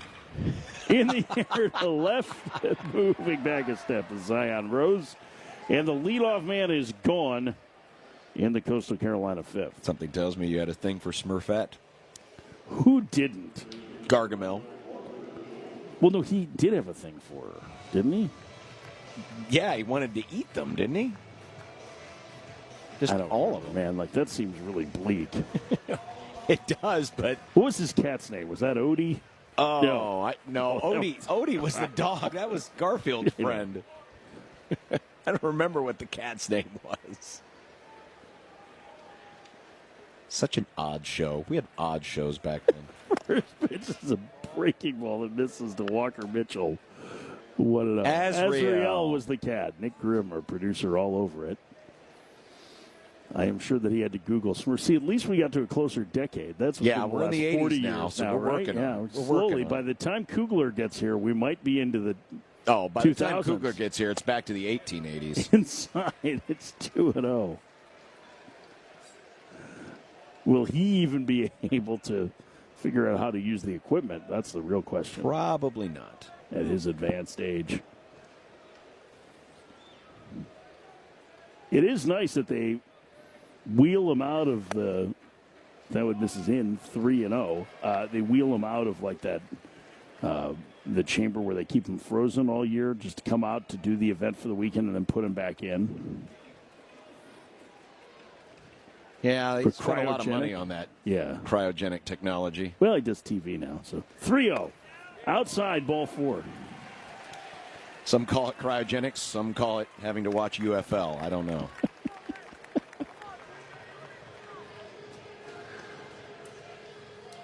It's amazing how his career has taken off. 6-0 Coastal Carolina. They lead the bottom of the fifth. Man at first, one out for Blagan Pato. It's the fourth walk issued by Louisville today. Pato's drawn 2 of those.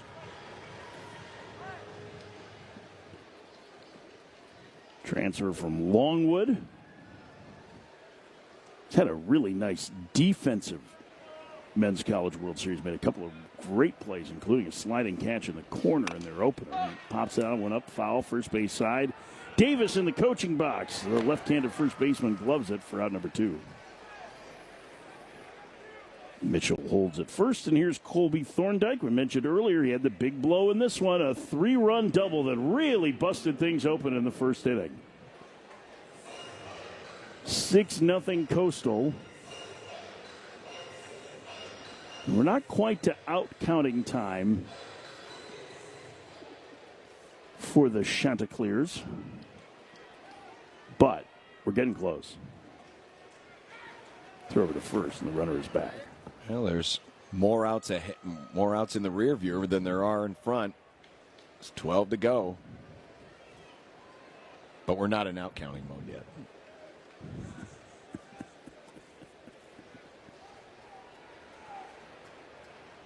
Throw over to first, and the runner is back again. Is it me? Is there a bit of a haze in the air? I mean, the sun is trying to fight through. It's that level of humidity where it feels like you can almost see the raindrops. Although it's not an unpleasant temperature today. No, it really is. Quite nice. Liner into right center field. That's going to get down for a base hit. King over to cut it off. On his way to third is Mitchell. Second hit of the day for Thorndike. And Coastal has him at the corners with 2 out in the fifth, looking to extend this 6-0 lead.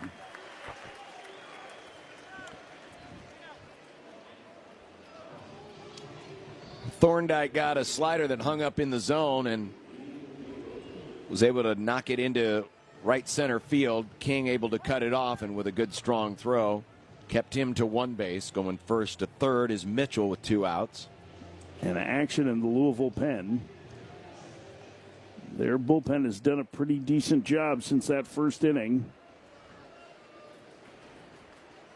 And I think Dan McDonnell might be making a change here. The head coach of the Louisville Cardinals. His 6th trip to Omaha as a head coach. They have never finished higher than 3rd.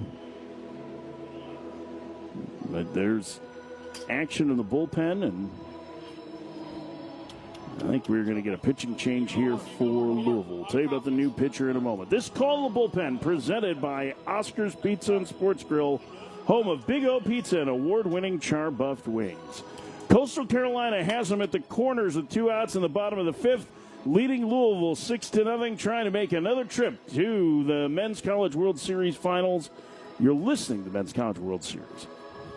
Oscar's Pizza and Sports Grill is West Omaha's headquarters for specialty pizzas and award-winning char-buffed wings. Enjoy games on their updated video and audio system and huge LED wall. Their main location on 173rd and Center is the perfect place to beat the heat with family and friends for the college baseball tournament. They also have a second carryout location at 162nd and West Maple Street, featuring the same great pizzas and wings. Oscar's Pizza and Sports Grill, home of the Big O Pizza and award-winning char-buffed wings. If you're looking for live and local, check out 1620 The Zone. Live and local from 6 a.m. to 6 p.m. with Gary and Matt. Nebraska is built like the F-150. And you know what? They're trying to be the Toyota RAV4. The Connor Happer Show. You never know where we might be on any given day. All across the country, 1620 The Zone will be. Unsportsmanlike conduct. Sorry we're awesome. Sorry we're great and our listeners are smart. Yeah, and handsome. 1620 The Zone, an NRG media station. 6-0 Coastal. Jack Brown is on for Louisville with 2 on and 2 outs at the bottom of the 5th as the Chanticleers try to tack on to this lead. Let's pause 10 seconds here to allow our network affiliates to identify themselves from 1620 The Zone of the NCAA Radio Network. This is the Men's College World Series.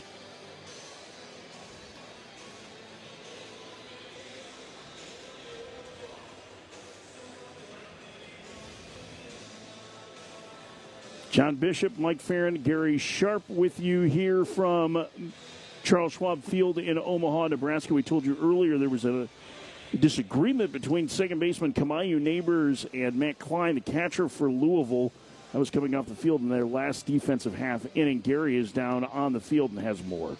And it's simply, you're down 6-0. It could be the end of your season. A little bit of a tension between two guys who are vocal leaders, and one comment was made to another, and the response was, we know. You don't need to keep reminding us. So nothing more than two fiery teammates that are going through it down 6-0, that are verbalizing to get guys going. We'll see. We'll see if they get it going. But other than that, just two teammates who are two of the more respected guys on this roster. This report brought to you by TicketsForLess.com. Best prices, best seats, no service fees, TicketsForLess.com. Well, that explains kind of what was going on. It's kind of what we figured, right? I mean, You're frustrated. Your season's on the line. And Jack Brown on with runners at the corners and 2 outs. Trying to keep this a 6-0 deficit as Dean Mijos hits. And he lines one into right center field up the alley. King can't get there. It's a base hit that'll roll all the way to the wall. 1 run is home. Racing around third is Thorndike. He will score. The throw to third not in time. And Dean Mijos, who missed nearly 2 months with a wrist injury, has delivered a 2-run triple in the 6th. And Coastal Carolina extends their lead to 8-0. His first triple of the year, RBI 20 and 21. And that feels like a stake through Louisville's heart.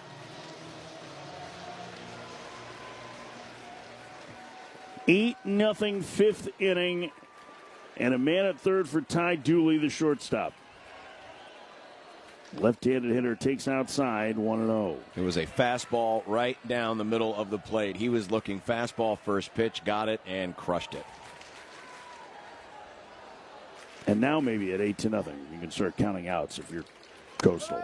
Yeah. There's a strike. It's 1-1. And then, again, the question becomes, how long do you take Eichhoff into this game?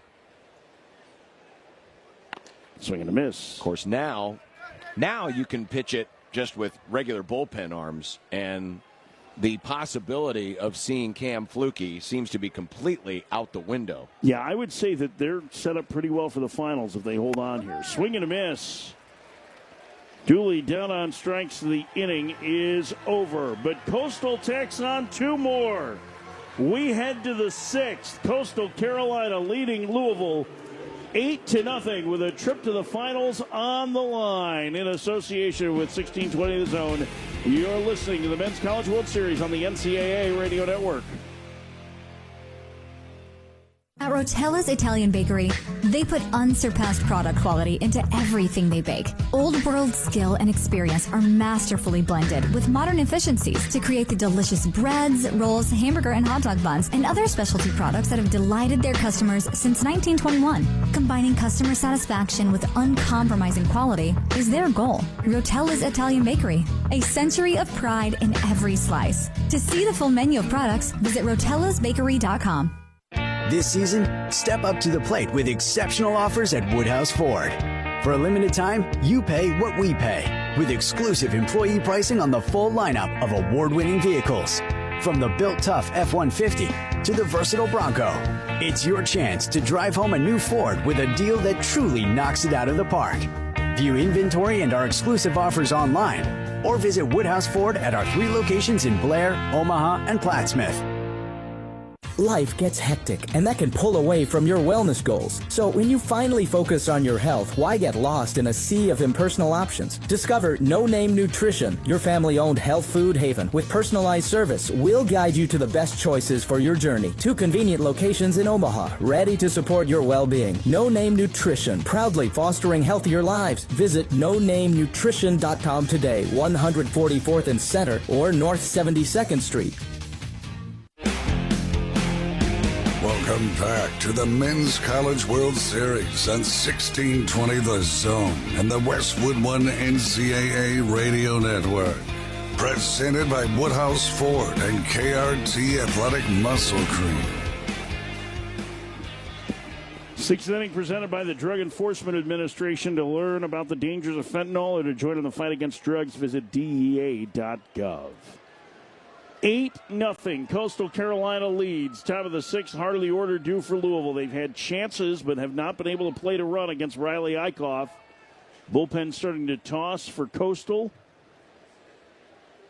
As Eichhoff gets closer to the end of his day, and he is having trouble with his pitch communication device. And that's the second issue that they've had today, and looks like he's going to go get a new band thingy. Band thingy. That's actually the technical term for it. Is it? It's like a little long, flat.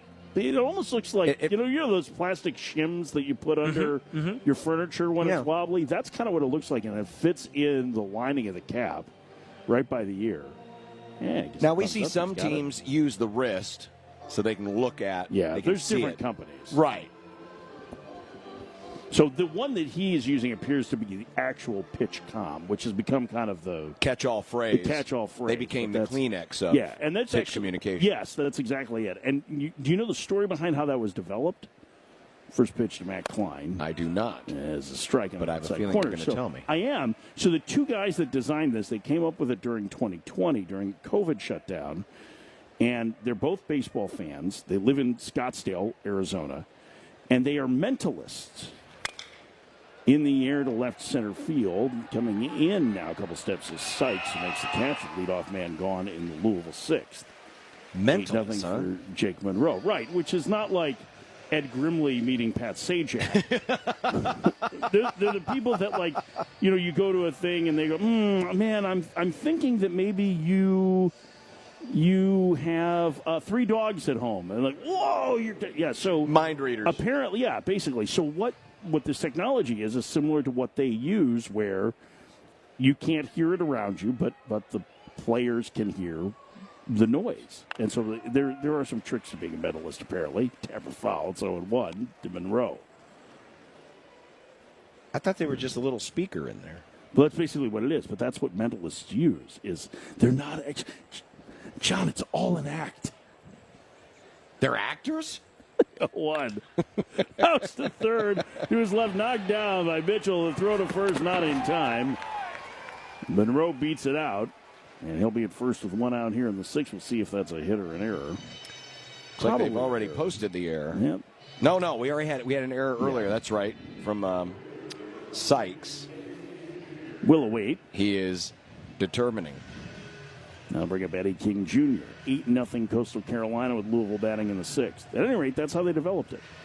So the stuff, basically the technology they used on stage, the original idea for it was going to use the bone in the skull as a conductor for the audio. Okay. So I don't know if that means like it's new wave spatial audio or something like that, but it seems rather intrusive, but hey, if whatever works. Well, it's not like they were going to drill a hole. It's a breaking ball misses low. No, so but just anything that... Listen, some of us are very sensitive when we talk about bones these days. Yeah, well, some of our heads are more hollow than others, too, John. Yeah, that's true. It is, by the way, scored a hit. The 1-0 misses low, 2-0 to Eddie King Jr. So Monroe credited with a single. It'll be the 5th hit. Louisville's had base runners in all but 1 inning. They've had lots of chances to get on the board, but they trail 8-0. Coastal with a 6-run first inning. Pitch. King to short. Backhanded by Dooley under his glove and into left field. It's a base hit for Eddie King Jr., and now Louisville with 2 aboard and 1 out in the 6th inning. Well, we've seen this act before. And unfortunately, with that 2-run triple in the 5th, now the idea of just plating a couple of runs doesn't seem like it does much for Louisville's hopes, but they've got to start somewhere. And we'll see if Tate Davis can finally bring somebody home.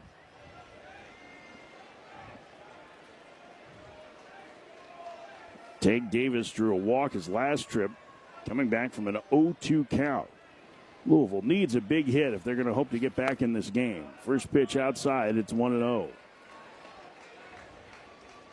Their bullpen has done a decent job of keeping them in it. The offense has just not answered. This is one of the top scoring teams in the ACC this year. Only Duke averaged more runs a game than them. The pitch takes low, 2-0. So it's been stunning to see them be shut out here, have a low-scoring effort against Oregon State in their first game. Louisville's been shut out once this year. It was in the second game of a doubleheader against Georgia Tech back on May the 11th. Yeah, conference on the mound as Caden Bodine goes out to visit Eichhoff. He is right at the end of his season limit. 99 is the most pitches he has thrown in any one game this year. And remember, he's going on short rest, too. True. He had pitched on Friday, although a relatively short outing for him before they turned things over to Cam Flukie in the opening win against Arizona. 8-0 Coastal leads. 2-0 the count to Davis. Pitch number 98 on the afternoon from Eichhoff coming. The set. The pitch. Davis in the air, right center field, on the run, can't get it. It's one hop against the fence. 1 run is home. King's going to be held at third. RBI double for Tate Davis, and Louisville's on the board. They trail 8-1 in the 6th.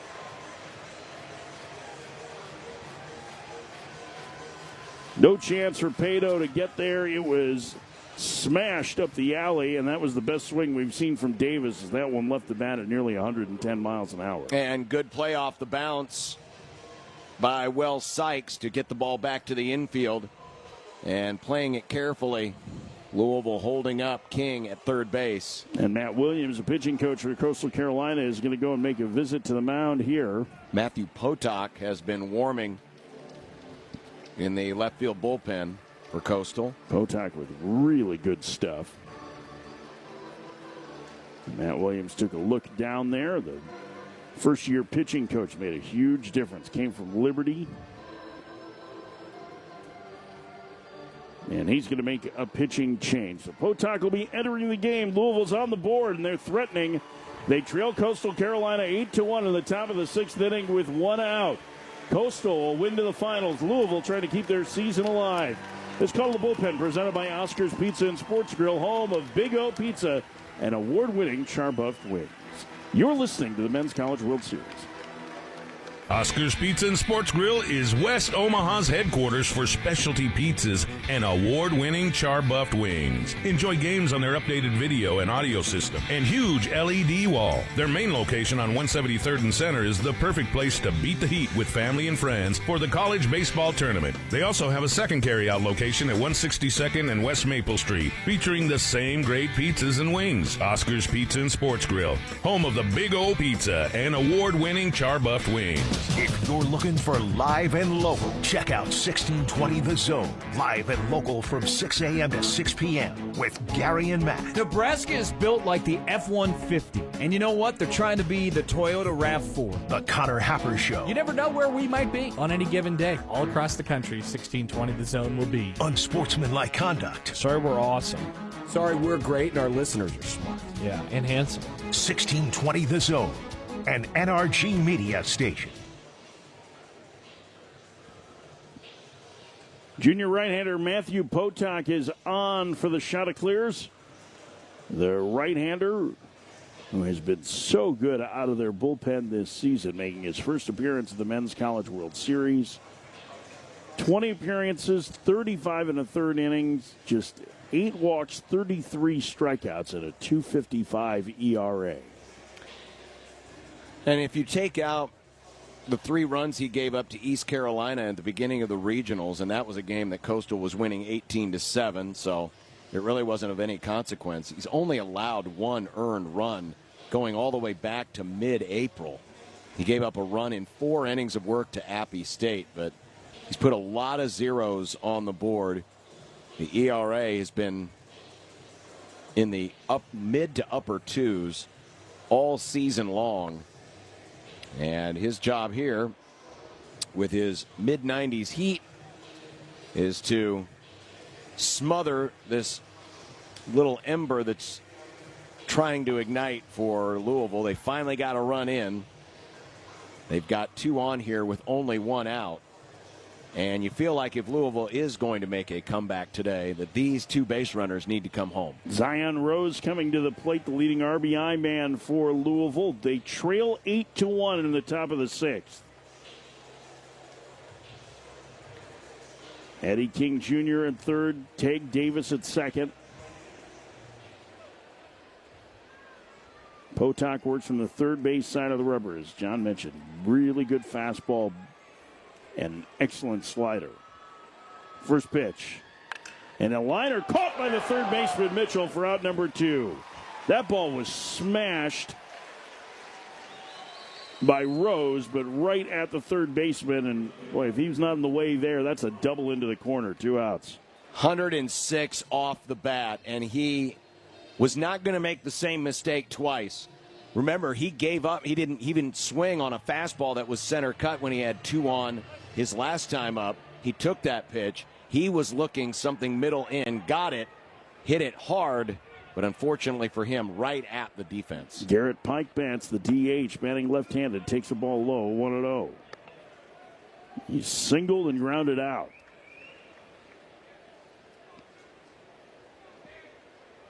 Eight 1 Coastal. They are 10 outs away from the finals. The pitch. Breaking ball in the dirt. 2-0. That was a good block by Bodine, who was losing his balance and kept that ball from getting to the backstop. Would have cost him a run.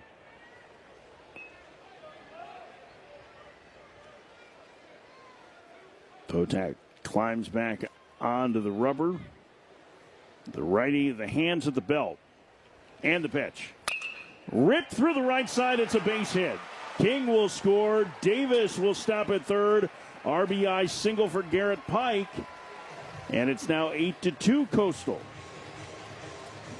Louisville's offense finally starting to come to life here. Is it too little too late? Davis didn't get a great break off of second. Also, the ball was hit hard and got right to Pato. Davis doesn't run particularly well, so instead of taking the chance at getting the out at the plate, they're going to keep this inning going for the hottest hitter in this Louisville lineup here in Omaha. Kamayu Neighbors been hit by a pitch and singled in his 2 trips today. Switch hitter batting left-handed. Third baseman playing in, and he nearly gets hit with a breaking ball in the dirt. And Bodine again kind of skipping rope as he handled that. Got his legs crossed up under him. They made a really nice pick. It's 1-0. That's the second time that has happened where his legs got crossed and he stumbled backwards, and yet the ball didn't get away from him.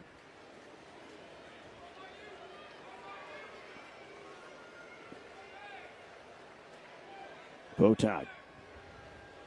Set the pitch. Neighbors wraps it on the ground. Under the glove of the diving first baseman into right field. A base hit. Davis scores. Pike to third. It's an 8-3 ball game. Louisville's within 5. And now you get to the top of the order. Boy, tip your cap to Kamayu Neighbors. What a tournament he is having. Had his 4-hit day the other day. Got 2 more hits today. He has 8 hits in this Men's College World Series, and the emotional spark of this Louisville lineup is making things interesting here. Matt Williams, the pitching coach for Coastal, coming out. There is a lefty getting loose, and remember, even though Alex Alicea is a switch hitter, he can only bat left-handed right now because of a thumb injury. And this might be it for Potok as Matt Williams making a quick walk to the mound, and he's already signaled to the bullpen. 8-3 game, top of the 6th. Louisville threatening. They have him at the corners with 2 outs, and the top of the order coming up as they try to mount the comeback. This call to bullpen presented by Oscar's Pizza and Sports Grill, home of Big O Pizza and award-winning char-buffed wings. You're listening to the Men's College World Series. Oscar's Pizza and Sports Grill is West Omaha's headquarters for specialty pizzas and award-winning char-buffed wings. Enjoy games on their updated video and audio system and huge LED wall. Their main location on 173rd and Center is the perfect place to beat the heat with family and friends for the college baseball tournament. They also have a second carry-out location at 162nd and West Maple Street, featuring the same great pizzas and wings. Oscar's Pizza and Sports Grill, home of the Big O Pizza and award-winning char-buffed wings. If you're looking for live and local, check out 1620 The Zone. Live and local from 6 a.m. to 6 p.m. with Gary and Matt. Nebraska is built like the F-150. And you know what? They're trying to be the Toyota RAV4. The Connor Happer Show. You never know where we might be on any given day. All across the country, 1620 The Zone will be. Unsportsmanlike conduct. Sorry we're awesome. Sorry we're great and our listeners are smart. Yeah, and handsome. 1620 The Zone, an NRG media station. The 6th inning is presented by the Drug Enforcement Administration. To learn about the dangers of fentanyl or to join in the fight against drugs, visit DEA.gov. It's an 8-3 ball game now as Louisville's mounted a 2-out rally. They've scored 3 times. They have runners at the corners, 2 outs at the top of the order, and Alex Alicea against the new pitcher for Coastal, left-hander Hayden Johnson. Numbers this year on Johnson, who has pitched once before here in this Men's College World Series. Gave up a run on 2 hits in 1 inning of work, struck out 2. Johnson this season, a 3.21 ERA, a 5-0 record, 23rd appearance, 33 2/3 innings, big strikeout numbers, 50, with an opponent's batting average of .213. He will face Alex Alicea, the leadoff man in the Louisville order. Alicea, who has had some success this postseason, batting left on left. Through the regional round, he was 5 for 8 since having to ditch switch hitting. Again, he has a giant wrap on his left thumb, his top hand hitting. It's a big black tape. It looks like gaffer's tape that's holding his hand together, basically. Mitchell playing in at third, just in case Alicea thinks about dropping one down here. Well, if he does, he's going to drag it past the pitcher with the lefty on the mound. First pitch, Alicea checks and takes low and appeal to third, but no swing, says Scott Latendre. It's 1-0.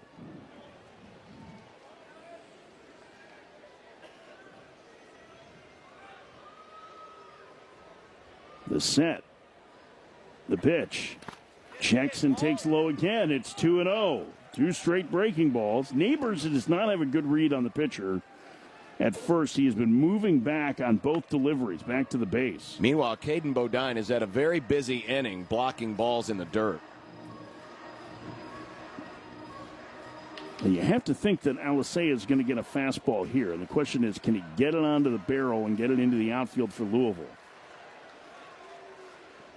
He's essentially swinging one-handed. And we might have another pitch comm issue, or no? I think we just have a disengagement. They were looking for a new set of signs. Well, I saw Bodine tapping down at his wrist. Runners get their lead. Third baseman creeping in. The 2-0.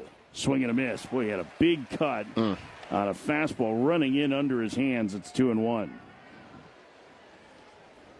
Pretty healthy rip, and didn't see him show any signs of discomfort. The pitch. In the air to center. Coming in is Sykes. He will make the catch, and the inning is over. Louisville makes things a little more interesting. They scored 3 runs in the top of the 6th, but Coastal Carolina is 9 outs from the finals. They lead Louisville 8-3 as we head to the bottom of the 6th inning in this Bracket 1 final. From 1620 The Zone and the NCAA Radio Network, this is the Men's College World Series. With UBT, you've got total control over your money. Like Doug, who runs his game day tailgate like a well-oiled machine.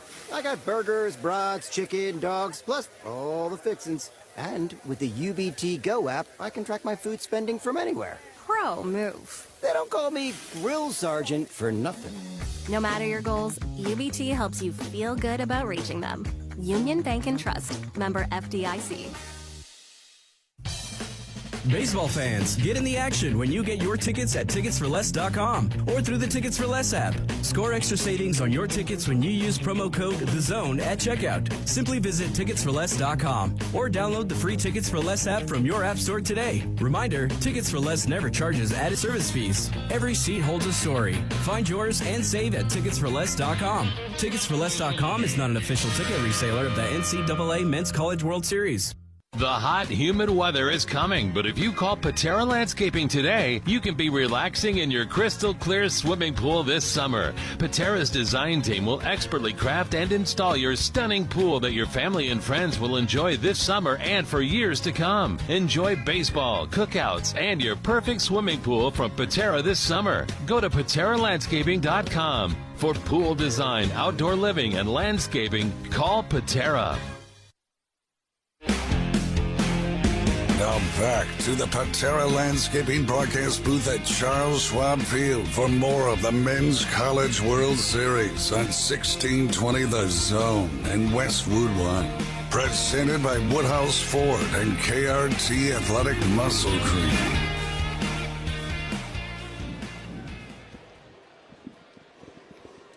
Jack Brown back to work for Louisville. It's now a 5-run game as they've cut into the Coastal Carolina lead for the first time today. 8-3. Coastal leads 9-1-2 due for the Chanticleers. The first pitch is a breaking ball inside of the number 9 hitter, Will Sykes. Do you know what a Chanticleer is or where it comes from? I mean, it's obviously a fighting chicken of some kind. Or a rooster. Yeah. It is actually from literature. That one misses. No, it's a strike at the bottom of the zone. 1-1. It is from Chaucer. Geoffrey Chaucer. Okay, yeah.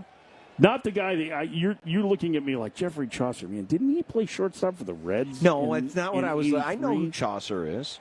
Can't say I've read his stuff. Swing and a miss. It's 1-2. He was in one of the Canterbury Tales, and he was a very noble fighting rooster. And his name was Chanticleer. Okay. And that's where it comes from. All right. Quite a decision on a nickname. Tapper foul at the plate. That may have gotten the piece of Sykes' foot. I wonder if that was determined by an English department. Because, usually with a lot of, school I don't think nicknames, it was the engineering group that picked that one. Oh, now, wait a second. Don't be knocking the engineers. You don't think engineers read Chaucer? I think the only thing the engineers know about Chaucer is how much it weighs. That's important. But most of these schools get their nicknames because of a student vote. That one slapped through the right side, a base hit for Sykes to begin the Chanticleer sixth. It's either that or newspaper writers. And we know it. All right, now I got if today's newspaper writers pick nicknames, everyone would be named the Springsteens. You have some real issues with that. No, I don't have issues. It's just a fact. If you're a sports writer, you love Springsteen. Yeah. So in the early 1960s, Coastal's athletic teams were known as the Trojans. And a group of Coastal students and their English professor and basketball coach, Cal Maddox, brought up the idea of a new mascot. At the time, Coastal was serving as a 2-year branch of the University of South Carolina. Many people began to push for a nickname that was more closely related to USC's, which is the Gamecocks. Right, and that's where it came from. Thus, Chanticleer was born, giving Coastal its own identity. That's there you according go. to their webpage. All right. So, and they say shots up. Upstairs, 1-0 the count to Caden Bodine, leadoff man in the Coastal order, batting. Well, this is 8-3. This is a real important. It would have been really good for Louisville to get into the dugout as quickly as possible here. Bodine with a soft fly ball into right. King back a couple steps now coming in, makes a catch, and that's the first out. Back to first goes Sykes. One away. You're right, because here's what's coming up in the 7th inning for Louisville. It's Lucas Moore, who is overdue. Yep. Matt Klein, the number 3 hitter, Jake Monroe, who, knocked in 4 runs yesterday? Yep. And then Eddie King Jr., the hottest hitter in the postseason. So they're into the right guys. If you're going to mount a comeback and you're Louisville, you're right, they need a 0 here. Sebastian Alexander bats. 0 for 2 with a hit by pitch. Throw to first, and the runner dives back. Coastal got got their first 6 runs in the first inning. The first 6 hitters breached. They tacked on 2 more in the 5th. Had an 8-0 lead, but Louisville finally ate into it a bit in the 6th. And Louisville would love to get this game a little bit messy because when the game gets messy, Louisville seems to be at their best. Yeah, and they haven't really had a chance to get real messy because when they've had base runners, they've been down 6 runs, so they haven't been as aggressive. Swing and a miss. That one bearing in under the hands of Alexander. It's 0-1. This is a Coastal Carolina team that has won 25 straight games coming into today. And a 26th puts them in the Men's College World Series Finals. Breaking ball, strike, it's 0-2. They went 26-4 in the Sun Belt Conference this year. And that's for down here for the Sun Belt, they had 2 teams that hosted, right? It was them and Southern Miss. Right. Those 2 teams didn't play during the regular season. As Alexander shoots one through the right side, a base hit. Sykes to second. He's going to make the turn to third. And the throw by King is not in time. Just ahead of the tag, a sliding Sykes gets in. Strong throw from King on one hop. Monroe got the tag down, but the third base umpire, Scott Latendre, said he was safe. Boy, King really uncorked one there on one hop to Monroe. And it looks like the umpires are going to get together. Louisville may want to challenge this. They have 2 remaining. It was a bang-bang play at third. And Monroe's tag, he got him. It looks like on the replay, he got him on the left leg before the right foot hit the bag. Challenging the safe call at third base. Yes. The previous play is under review. This is a great challenge. Replay review presented by J. Stinnett Contracting. When storms hit, we have you covered. JSCRestoration.com. It was a bang-bang play, and Sykes was pumped up when he got there. Now, listen, that situation, you understand Sykes going for it, right? Sure, you want to try and get that man to third with 1 out. It's not like making the first or last out there, but a bang-bang play, and we saw Louisville's defense, right, against Arizona. Huge moment. Zion Rose throwing out a runner, trying to tag going second to third. I think Eddie King just may have helped to shift momentum further in favor of Louisville. And Kamayu Neighbors with his hat off, the second baseman saluting King, who's standing out in center field. King just nonchalantly just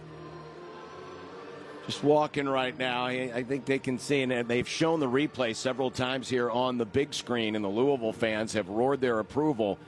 And this looks like it's going to go Louisville's way. It would be stunning if it didn't. Angel Campos, our crew chief and home plate umpire, appears to be getting word from the replay officials now. This is a big call. It was pretty clear on the replay that he was out, at least to us. It looked like it got him on the thigh just before the cleat hit the bag. All right, let's hit the call. After video review, the call at third will be overturned. The runner is out. Louisville retains their challenge. They have 2 challenges left.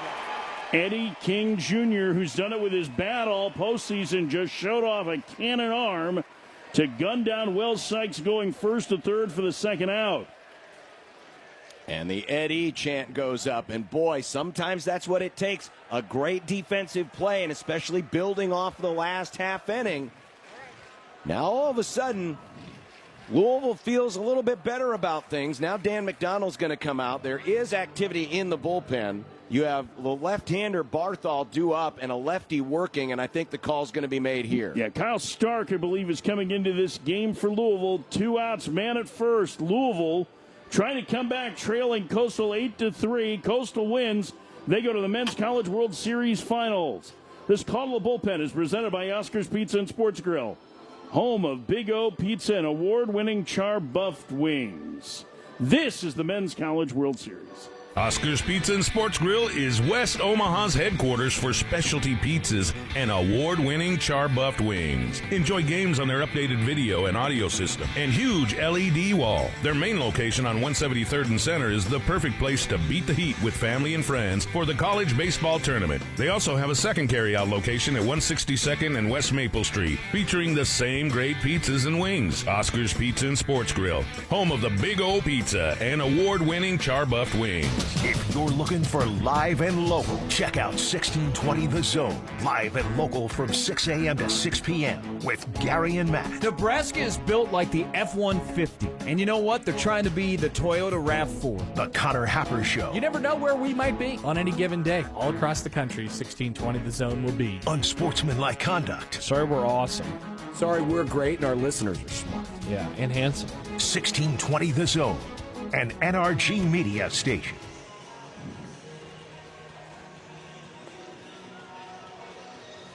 Well, things starting to get a little interesting here as Louisville's gone to the bullpen. It is not Kyle Stark. It is Ethan Eberle who comes in to try and keep this an 8-3 game. The freshman who ended up working into the Friday starter role, who started the Super Regional winner over Miami, who started the second game of this Men's College World Series, the comeback victory over Arizona, is now in a spot where he's going to face Blake Barthol.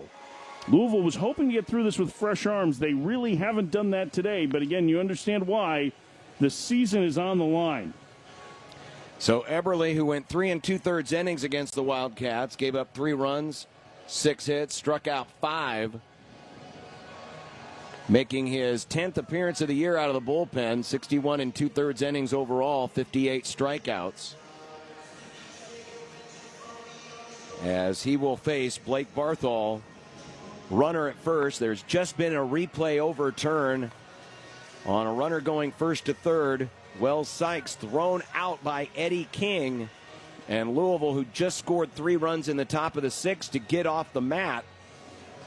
They can get a quick out here, and with the heart of their order due up, things could get a little interesting here in our final third of the game. If you believe at all in momentum, it is shifting in favor of Louisville. Now that Eberle needs to get Barthol out. The heart of the order is due for Louisville in 7th. Again, the stakes are high. Coastal Carolina gets to the finals with a win. Louisville has to win to keep their season alive, and a snap throw to first, the runner back. And with Alexander, 27 stolen bases this year, you wonder if they might get something going here. Now, you have a lefty on the mound, so he's got to have a moment to gauge the read of Eberle. Pickoff throw to first, and just back standing is Alexander. Yeah, he was leaning the other way. He didn't have a good read, and they're going to call a balk. Yep, they're calling a balk here. And so the runner will move to second. I think they're going to say that Eberle's knee crossed the rubber. We're going to get a look at the replay here. Yeah, it did look like his knee crossed over the rubber. That tends to be one of the signs, and instead of going straight to first, he kind of went back with his leg. The pitch. Barthel takes outside a breaking ball. It's 1-0. Now, it's a little bit of a challenge here for Eberle because he cannot give up a base hit. The last thing you want to do is give the run back that you just got, or one of the runs back that you just got. The 1-0. Outside, 2-0.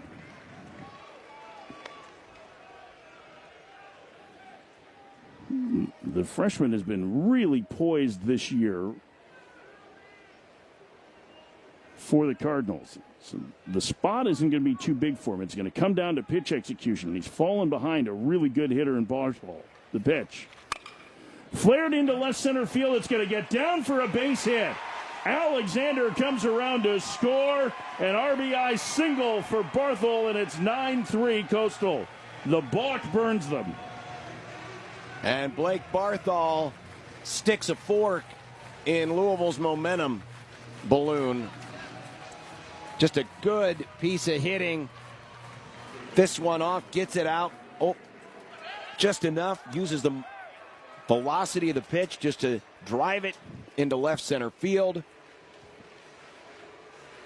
Huge hit for Coastal Carolina. Walker Mitchell, the cleanup hitter, bats. Mitchell, a 2-run single to give Coastal the lead in the first. He's also walked and scored in 3 trips. First pitch to the right-handed hitting third baseman. Misses in, 1-0. Nearly hit him. Eberle not able to get a hole ahead in the count to either of the hitters that he's faced so far. Runner gets the lead from first. The set. He goes. The pitch, the ball. The throw by Klein not nearly in time. It's a stolen base for Barthel. And a man in scoring position. Barthel's hurt. It looks like he jammed his left wrist maybe into the base, and he's getting up and shaking it out. Yeah, he went in pretty hard and then tried to use that left hand to hook the bag. But he appears to be okay. All 3 of these tacked-on runs in the 5th and 6th innings, Mike, have been with 2 outs. 13th stolen base for Barthel, and now base hit means another run. Mitchell takes low. 3-0.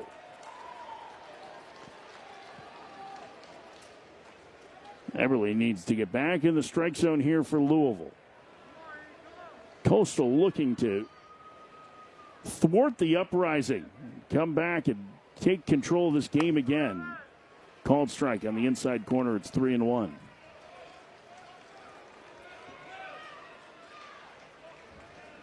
Eberle tugs on the bill of his cap. Checks his wrist for the sign. The lefty from the third base side of the rubber set. The 3-1. Swinging a rip foul past third. And the count is full, 3-2. 2 outs, man at second. Last of the 6th, Coastal leading 9-3, trying to get to the Men's College World Series Finals for the second time in 9 years.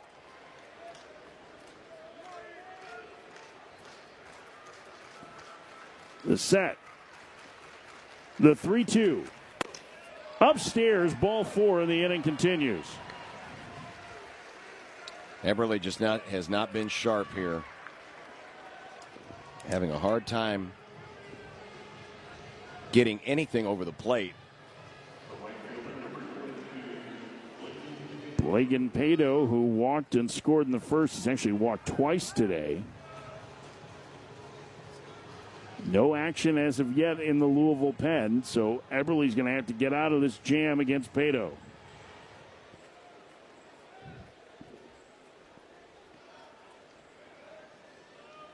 The right-handed hitter, 8 home runs on the year.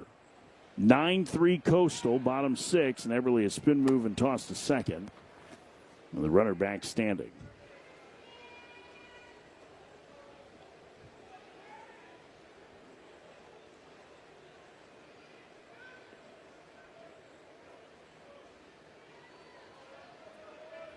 The lefty, the sign, the set. The first pitch to Pato. Breaking ball down low. It's 1-0. All three hitters he's fallen behind. Yeah. Has not been able to land that breaking ball for a strike.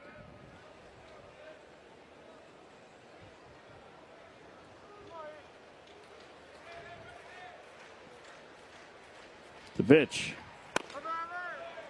Inside corner, a strike. The count 1-1. Top of the zone. That's a dangerous Mike. It's a dangerous spot to be in when the only thing you can get over the plate is your fastball, and it's only 89. Everly's 1-1. It hit him, and the bases are loaded. A breaking ball that got away from him, and the bases are now loaded with 2 outs for Coastal. They have a run home. They lead 9-3. And Colby Thorndike, who delivered the 3-run double in the first, has a chance to really make some noise here.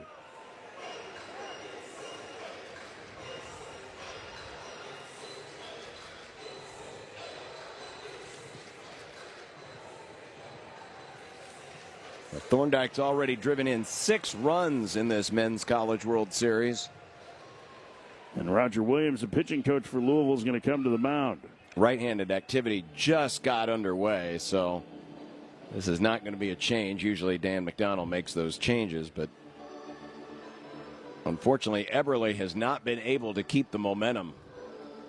Thorndike had a big 2-run double against the left-hander Ethan Kleinschmidt Sunday night against Oregon State in the 1-0 game. He had the big 3-run double in the first inning, part of a 6-run Coastal first. And action in the Louisville pen. It's the right-hander, it's Peter Michael that's getting loose.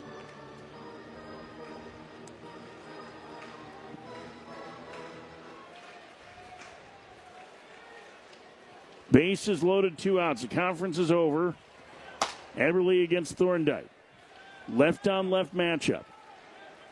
Modified shift on. Neighbors on the outfield grass at second. First pitch to the left-handed hitter. Breaking ball strike. No, it hit him. It hit him. It hit off his right arm. Excuse me, that was the signal from Angel Campos. A run comes home to score, and it's 10-3 Coastal. The breaking ball got away. It clipped him on the arm. And there was nothing that Thorndike could do. His 4th RBI of the day is a freebie. And Ethan Eberle has had 0 control of his breaking ball. A walk and 2 hit by pitch. The Achilles heel of this Louisville staff has been free passes this year. And here's Dean Mijos swinging at the first pitch, fouling it away off to the right. 0-1. Yeah, and he was looking first pitch fastball because he knows that's the only thing that Eberle can get over the plate. But he was late on it, too.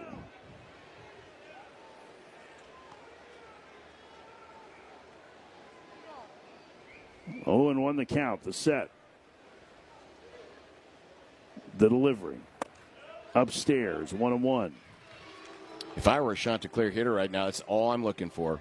I'm just, if you see spin, lay off because he's not going to land it in the zone. At least he hasn't so far. Louisville worked hard to make a game of this in the 6th, but Coastal has answered back. The pitch. Outside, 2-1. Another breaking ball that he couldn't land. He's going to need to come up with something on the fly here if he's going to keep Louisville in this game.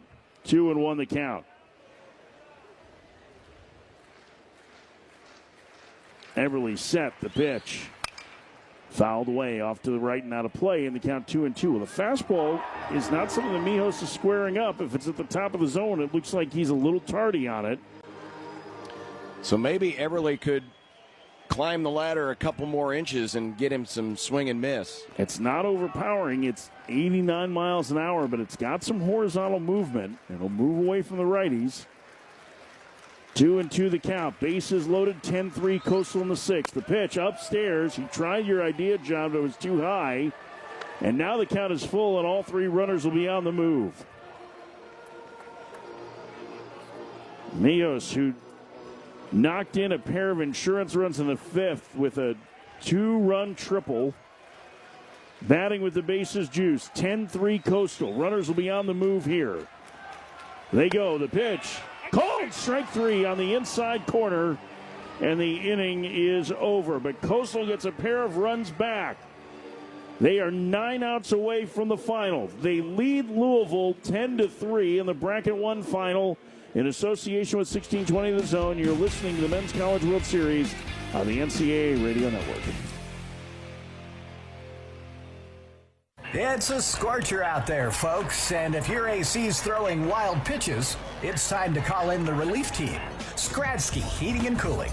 Family owned, operated, and cooling Omaha for more than 70 years. Skradsky doesn't just play ball, they knock the heat out of the park. Whether you're watching the college baseball championships or just trying not to stick to your couch, don't strike out with a broken AC. Visit heatomaha.com because sweating through summer is a foul ball. It's NCAA championship time. Fans of the hustle? Present. Fans of the heart? Present. Fans of the flash, grit, and grind? Present. The best fans in the lands are bringing everything they got for their team. Be there when your squad hoists the ultimate trophy overhead. The NCAA championships.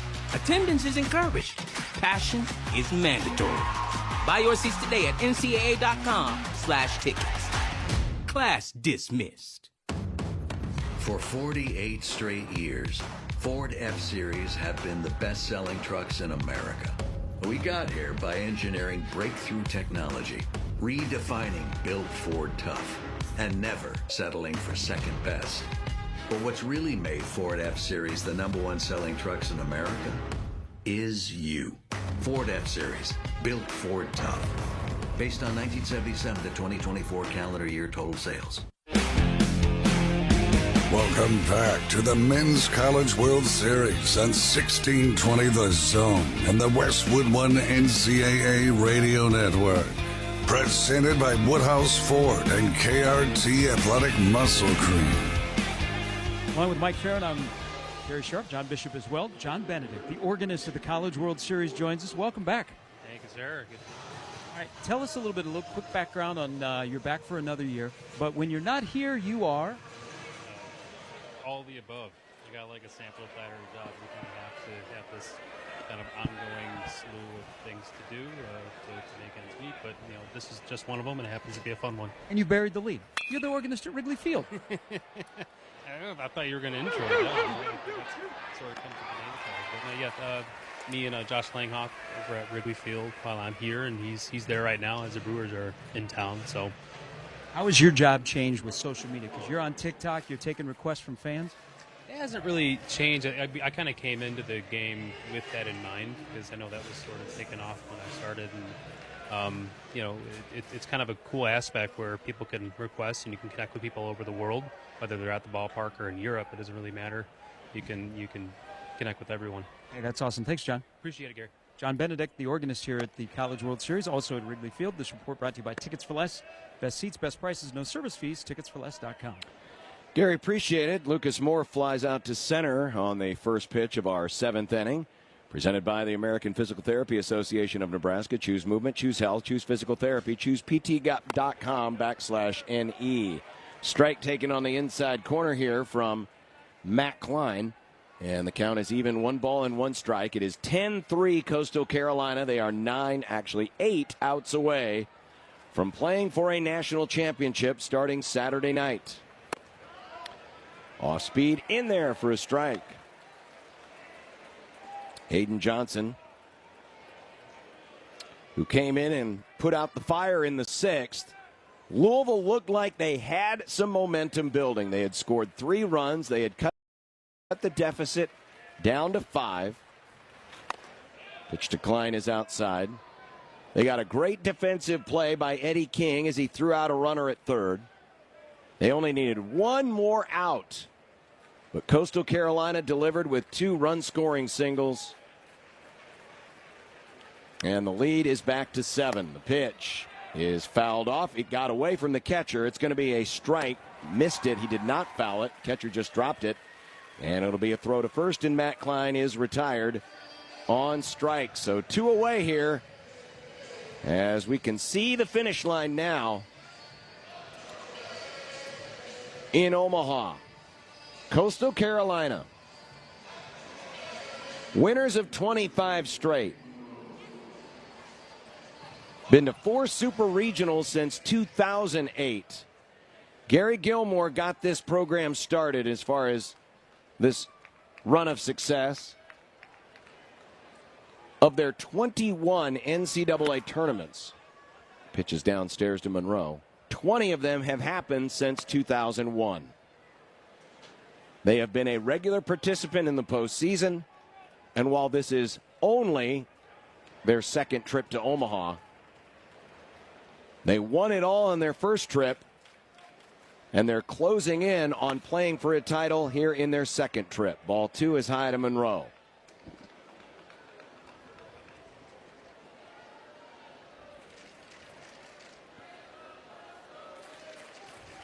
Two balls, no strikes to Jake Monroe.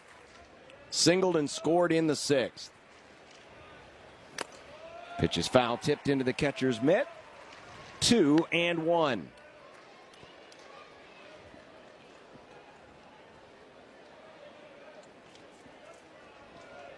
Shift is on for Coastal Carolina. 3 infielders to the left of second.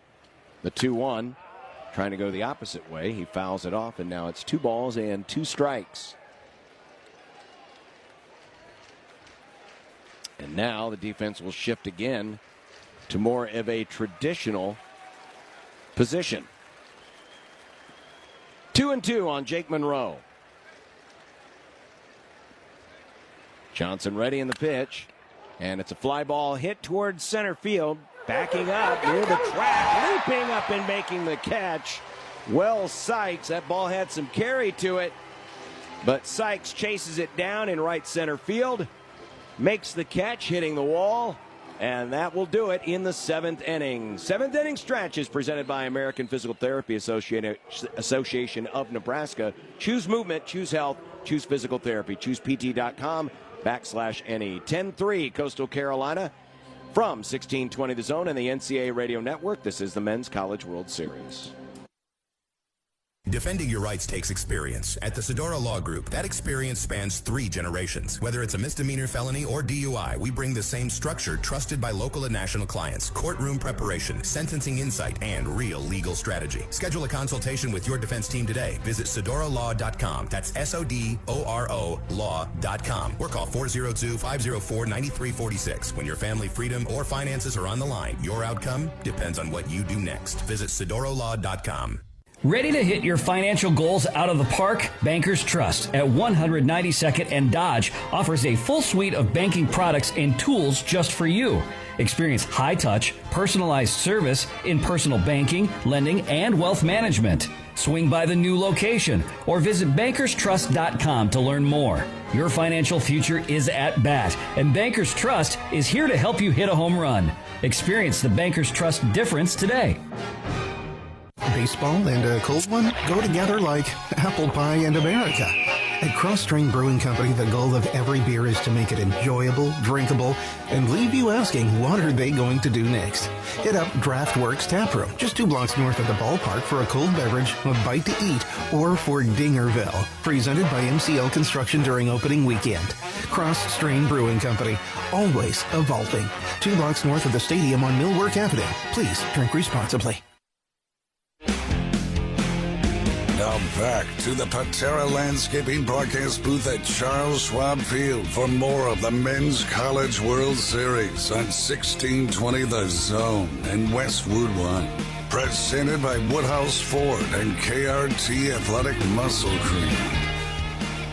10 runs, 9 hits, 1 error for Coastal Carolina. Louisville, 3 runs, 9 hits, no errors. Our scoreboard presented by Langfeld Overhead Door for your professional garage repair and installation needs. LangfeldDoors.com. Before we start the bottom of the 7th, let's pause 10 seconds for ID. In association with Westwood One, this is the NCAA Radio Network.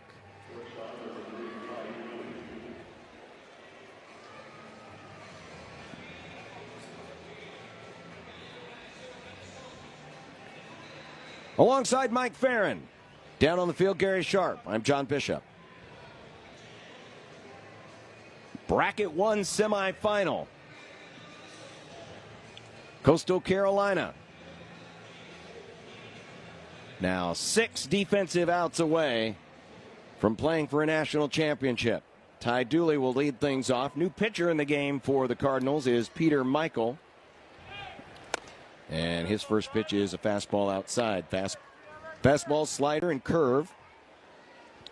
Right-hander from Calabasas, California. Transfer from Northwestern. The 1-0 is a called strike at the bottom of the zone. Made 12 relief appearances on the mound for the Wildcats last year. He was a weekend starter for a while this year for Louisville. Started his career at San Diego. Pitch is outside. 2-1 to Ty Dooley. Dooley, an RBI single. He capped off the scoring in that 6-run first inning.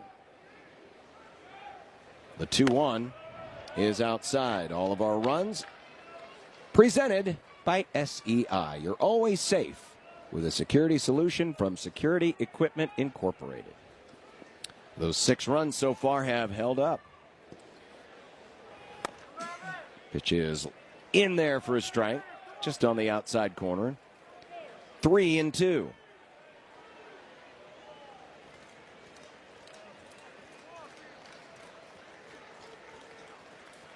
Michael from the third base side of the rubber. Called strike 3. Fastball right at the bottom corner of the zone.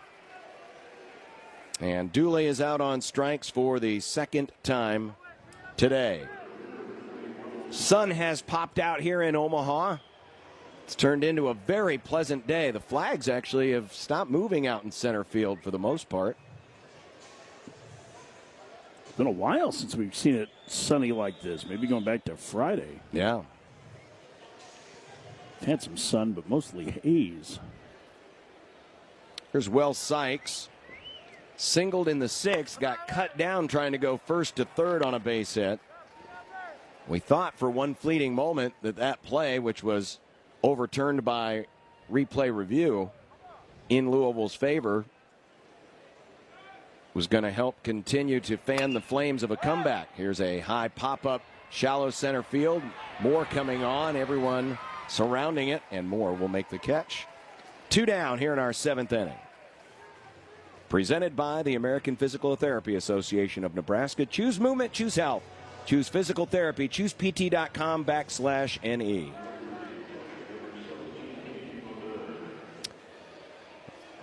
That'll bring up Caden Bodine. Started the rally with a leadoff single in the first. He is 1 for 4.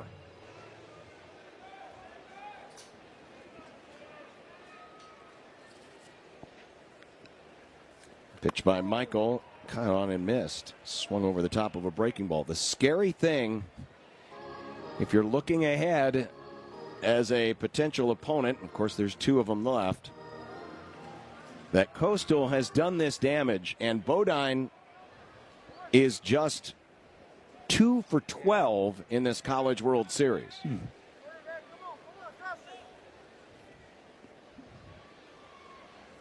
The 0-1.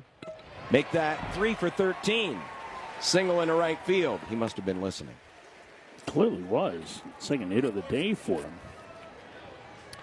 So Bodine aboard with the 10th Coastal Carolina hit. And here is Sebastian Alexander. Tonight, LSU and Arkansas. National semifinal 2A. LSU wins, they advance. Arkansas wins. We play a deciding game tomorrow. First pitch, a good breaking ball for a strike. Alexander has been aboard twice today, hit by a pitch in the first, scored, singled in the sixth, scored. Swung on and missed. Swung at a hard biting slider in the dirt. And it's 0-2.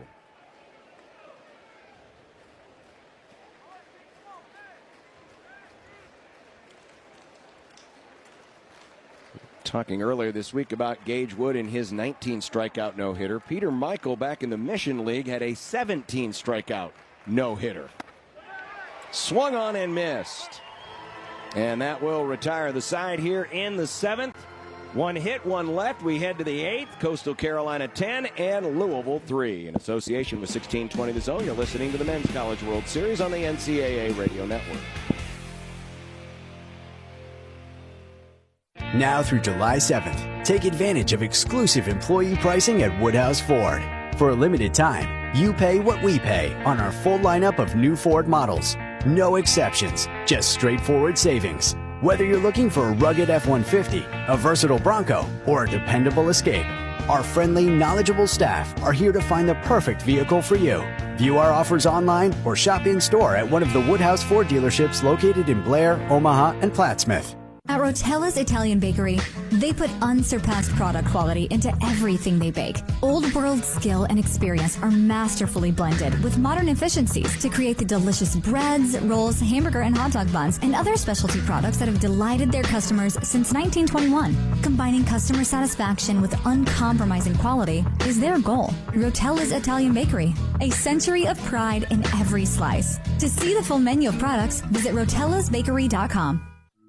Lanahaw Nurseries has been your dependable full-service source for locally grown trees, plants, and landscape materials. Rooted in tradition, our products and services are consistently ranked best of Omaha in quality and value. From design to install, our experts are here to help bring your landscape vision to life. Start your next project this weekend. Visit us at 192nd and Center. Lanahaw Nurseries, your homegrown headquarters since 1974.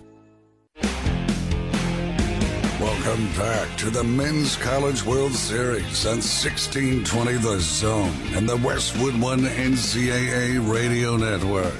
Presented by Woodhouse Ford and KRT Athletic Muscle Cream. 10-3 Coastal Carolina, top of the 8th inning here on this now bright Wednesday afternoon. Time running out on the Cardinals. King, Davis, and Rose due up here in the Louisville 8th. One of the great things about an event like this, with the format that it has and the long-time tradition of it being in the same city, is a lot of relationships get developed, and there's time for the teams and the athletes to get out and about. Louisville this week got a chance to visit the Nebraska Children's Hospital here in Omaha and meet with some of the patients there. And I can speak firsthand how much uplifting that can be for the young patients when they see these great athletes come in and take a little time to say hello and make the kids feel like kids again. You know, it's so special, and, you know, with Louisville in particular, they have a couple of guys who have been really heavily involved in the community, not the least of which is Kamayu Neighbors. Ball is rolled foul. 1 ball, 2 strikes to Eddie King. King 1 for 3 today, a single and a run scored in the 6th. So, and knowing Dan McDonald, I'm sure that was as important a day outside of the competition for him and for his players as anything. That's a guy who knows how to walk the walk. Pitch is high, 2 balls and 2 strikes.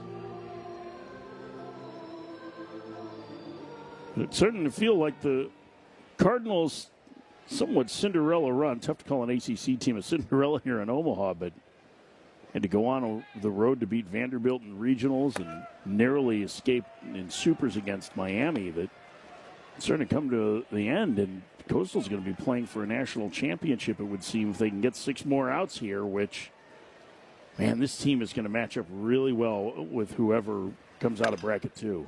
Here's a high fly ball. Got some carry to it, but a little bit too much loft for Eddie King as it's caught on the warning track by Blagan Pato. Our 8th inning is brought to you by NRG Digital Marketing. Grow your brand and reach new customers with our local experts at nrgdigitalmarketing.com. Louisville finished 10th in the ACC this year. Of course, it was a good year for the Atlantic Coast Conference. They had 9 teams get into the tournament. They had an opportunity to have 3 here in the College World Series.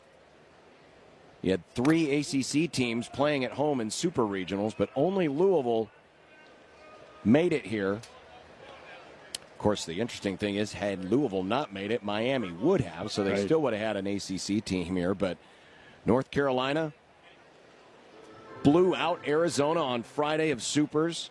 Looked like they were destined for Omaha, and then Arizona came back and beat them twice.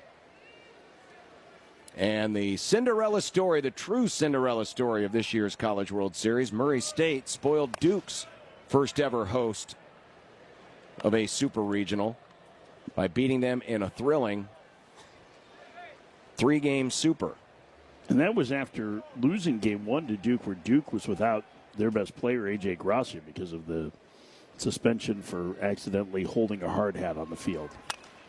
Yes, that's an actual sentence, ladies and gentlemen. That was factually accurate, folks. That was.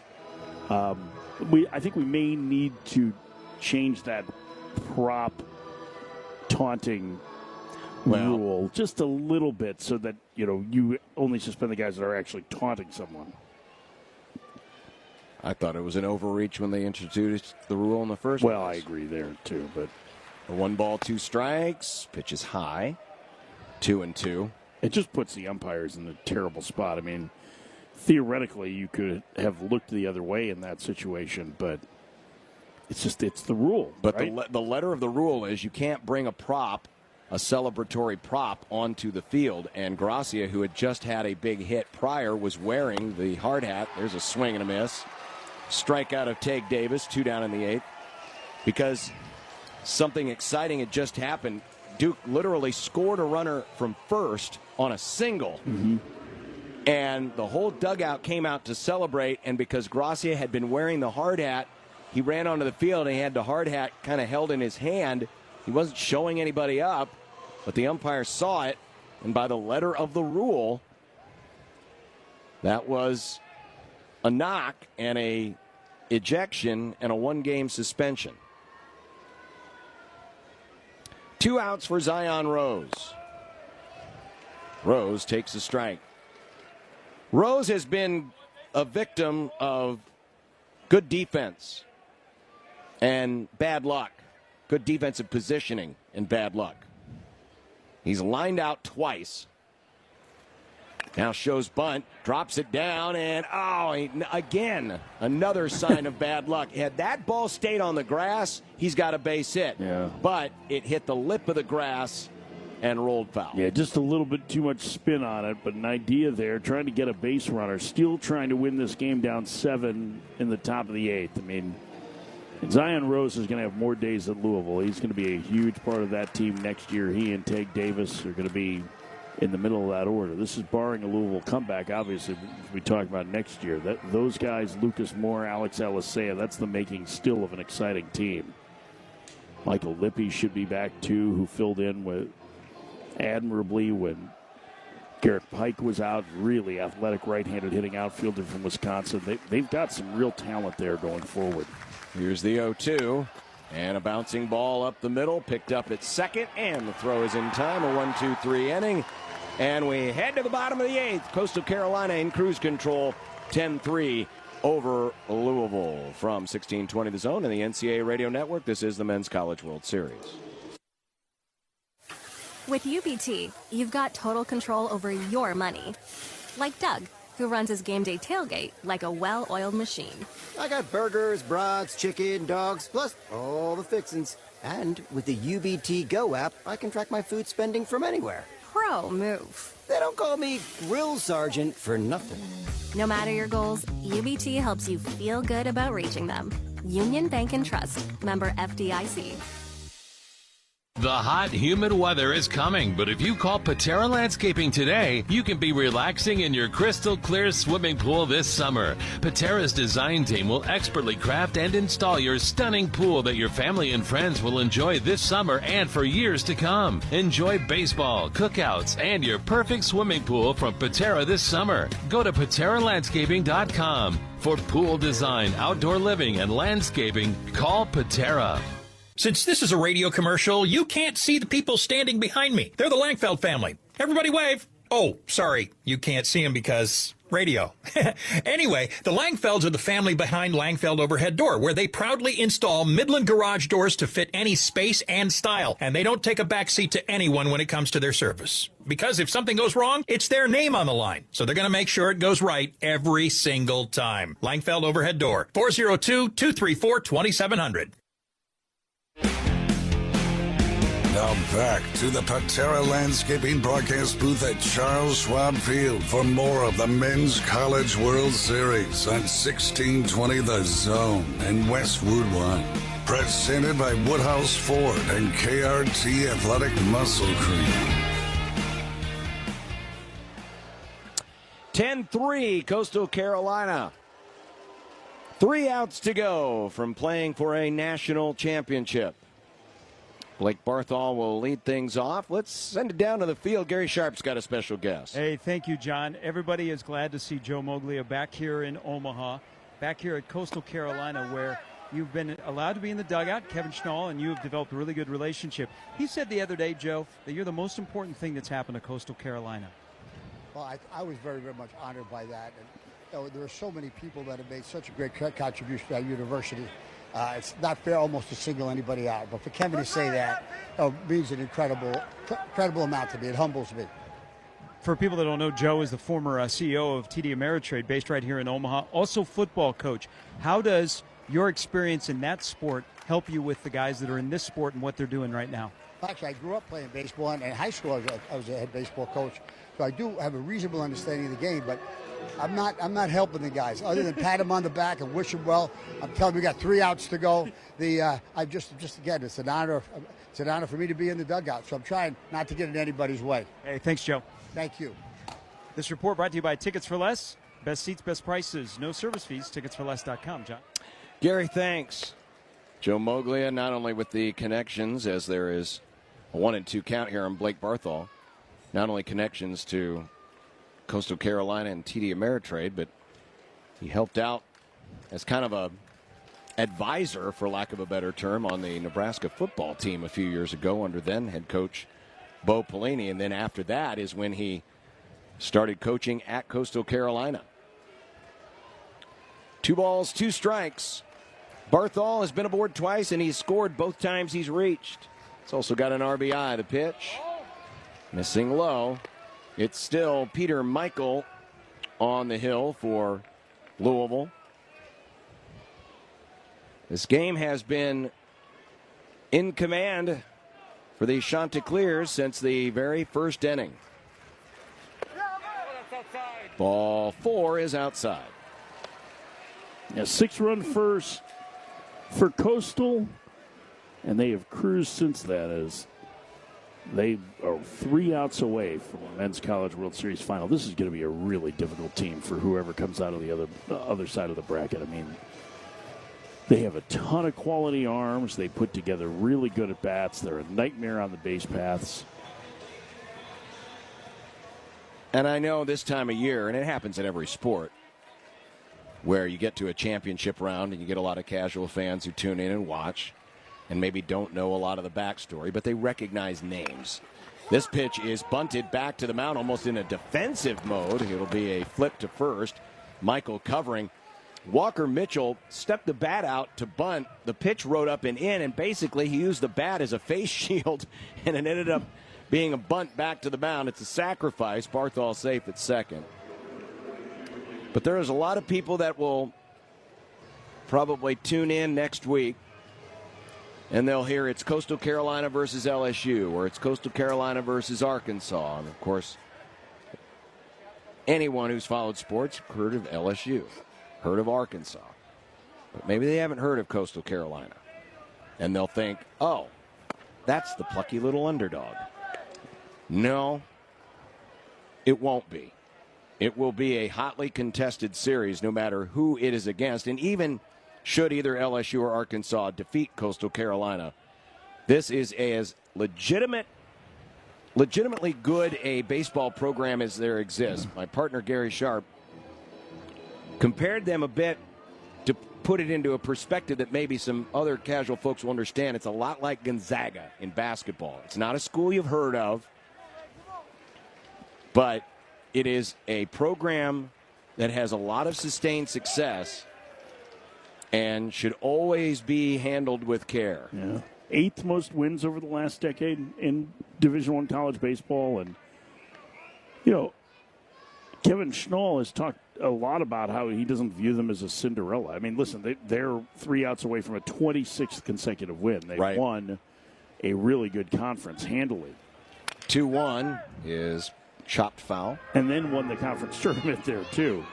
And I understand that he doesn't want the Cinderella moniker. He doesn't want to make people think that they think they're this cute little story. They can play with the big boys. They play with a lot of big boys, an awful lot in midweeks in South Carolina. They play teams like Clemson. Here's the 2-2. They schedule in such a way they want to challenge themselves. A couple of years ago, they set up a series with Creighton, who uses this field as their home field for the express purpose of, hey, we want you guys to be ready to play in this ballpark.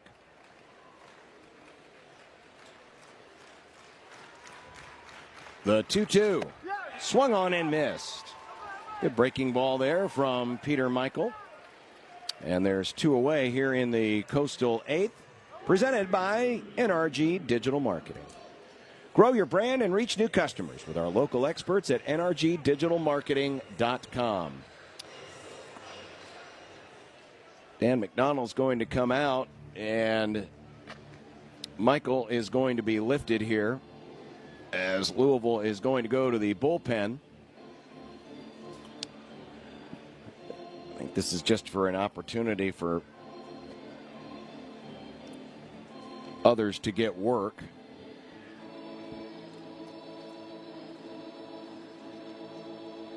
So we will pause here. My guess is that's Kyle Stark. Yeah. That's number 11, who was the fresh arm, who hasn't gone today, hasn't had his chance to pitch in the Men's College World Series. And it's something Dan McDonald really cares about, is getting these guys to be able to have action, right? Like, he doesn't want to bury guys. He uses a lot of players during the course of the year, and he understands that even staring defeat in the face, that getting a chance to play in Omaha is special. We'll talk about him and be back to Omaha after this call to the bullpen, presented by Oscar's Pizza and Sports Grill, home of the Big O Pizza and award-winning char-buffed wings. Oscar's Pizza and Sports Grill is West Omaha's headquarters for specialty pizzas and award-winning char-buffed wings. Enjoy games on their updated video and audio system and huge LED wall. Their main location on 173rd and Center is the perfect place to beat the heat with family and friends for the college baseball tournament. They also have a second carry-out location at 162nd and West Maple Street, featuring the same great pizzas and wings. Oscar's Pizza and Sports Grill, home of the Big O Pizza and award-winning char-buffed wings. If you're looking for live and local, check out 1620 The Zone. Live and local from 6 a.m. to 6 p.m. with Gary and Matt. Nebraska is built like the F-150. And you know what? They're trying to be the Toyota RAV4. The Connor Happer Show. You never know where we might be. On any given day, all across the country, 1620 The Zone will be. Unsportsmanlike conduct. Sorry we're awesome. Sorry we're great and our listeners are smart. Yeah, and handsome. 1620 The Zone, an NRG media station. So the sophomore hometown product from Louisville, Kentucky, Ty Stark, who we thought we might see today, but certainly in a more competitive situation, the side-armed, lanky left-hander enters here in the bottom of the 8th inning with 1 on, 2 out. 10-3 Coastal Carolina en route to playing for another national championship. Made the comparison a moment ago to this, how this Coastal Carolina program is to college baseball, and said Probably a good comparison from a college basketball standpoint would be Gonzaga, with one notable exception. Gonzaga, despite all their great success, has been painfully close to a title, but has not gone all the way. Coastal won in 2016. Here is Colby Thorndike. A 4-ribby day. A double, a single, a hit batter, and a line drive sinking, and it'll drop in for a base hit, and it's going to be a 5 RBI day for Colby Thorndike. Barthol scores, and it's now 11-3. Yeah, what a performance. Before this tournament started here in Omaha, Aaron Fitt from D1 Baseball said that the guy who was the X factor for him was Colby Thorndike. Because he felt like he had some of the power in this lineup that doesn't have a whole lot. And, boy, what a performance he's put on here. And he's going to get a nice round of applause as he is pinch run for. Freddie Rodriguez will run for Colby Thorndike, who can now give his glove a rest. He won't be needing it again until Saturday night. They're going to win 26 straight games going into the finals. Here's a fly ball down the line, going to reach the seats foul. I don't think we could possibly talk enough about how impressive what Coastal Carolina has done is. I mean, this is just a really good team. And just keeping with the conversation with D1 baseball people, I was talking to Joe Healy about it, and he said, Scout said that they smother you. They don't make mistakes. We have not seen them make mistakes. They don't walk guys. They don't make errors. They make good base running decisions mostly. It's just there's not a whole lot of room to breathe. They don't open that gate for you to be able to take advantage of anything. No balls, 2 strikes to Dean Mijos. A 2-run triple in the 5th.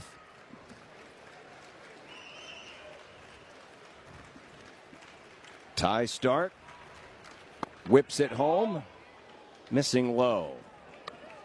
Maybe the key to winning a national championship now is to play 10 consecutive conference weekends, because only the Sun Belt and the SEC play 10 straight, right, for their 30 games. So, yeah, it might be the truth. The marketed efficiency. Here's the 1-2. And he lines it foul. Well, Coastal Carolina trying to be just the 5th program in College World Series history, and really the first in the modern era, to win 2 CWS championships in their first 2 ever CWS appearances. All of the other schools, of which Texas and Minnesota are a couple, they were all in the very beginning of this tournament, the first 15 years of this event. So obviously there were a lot of first-timers to the event. But here we are, 75th year in Omaha, nearly 80 years total for the College World Series. And that pitch missing inside, 3-2. But to arrive here for the first time and win it, and then arrive here for the second time and win it, would be a mighty impressive feat in this day and age. 3 balls, 2 strikes, 2 out. Bottom of 8, the pitch. And a ground ball over to third. The lacrosse is in time, and that will retire the side. But Coastal tacks on 1 more for good measure.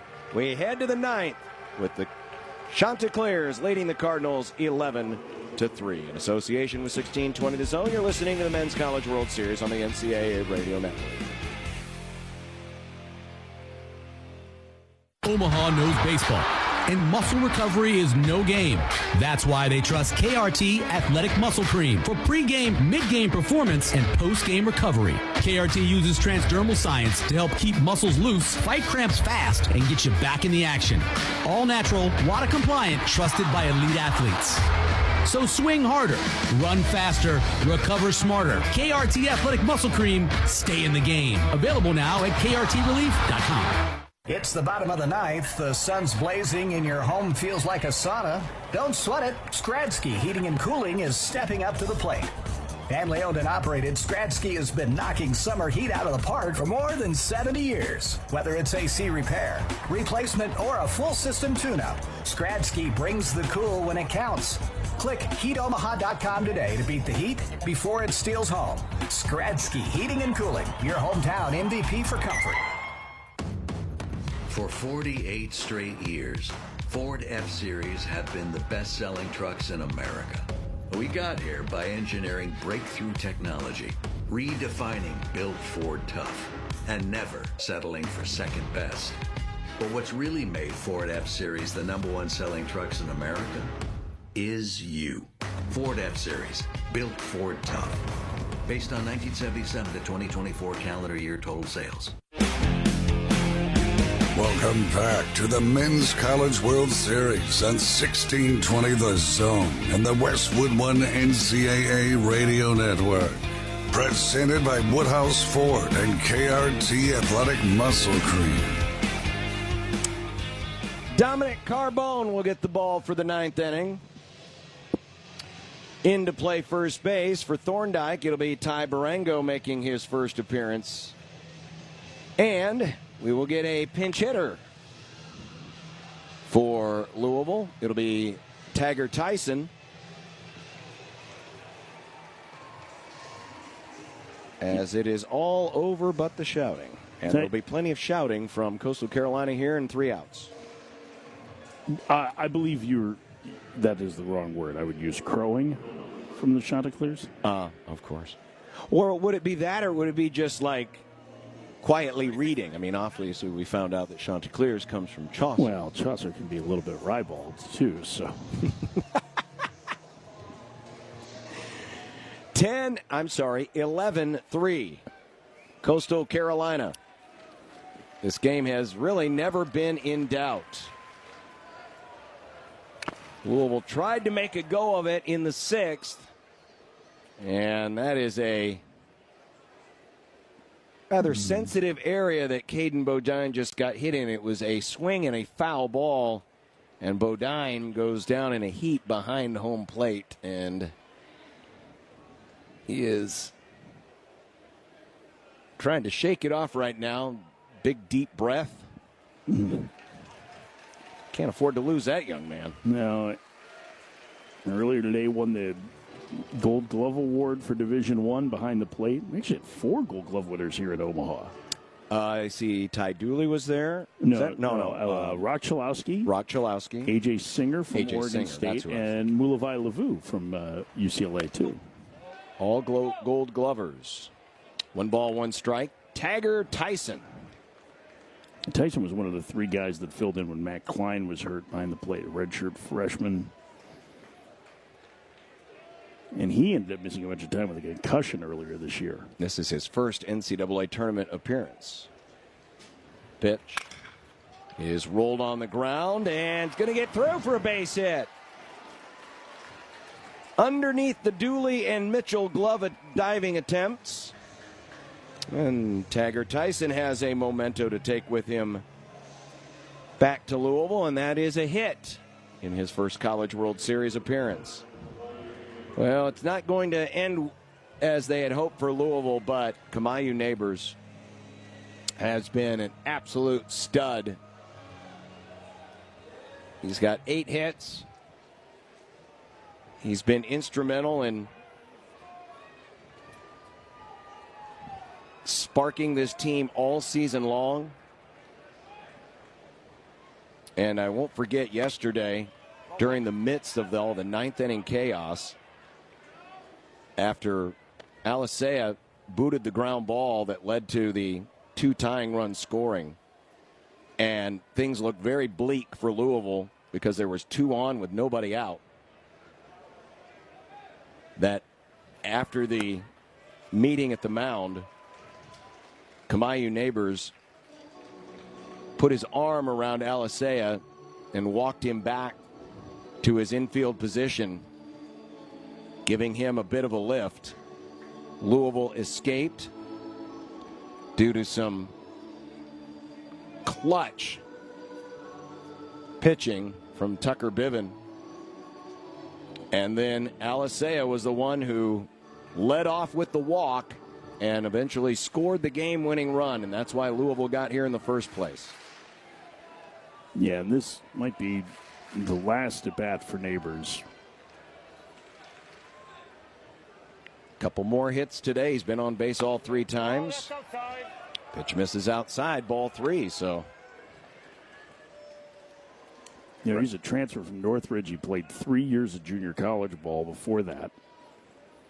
And so he's ending his college career here. Carbone trying to find the strike zone. And he hits it on the inside corner for strike 1. 3 balls and a strike.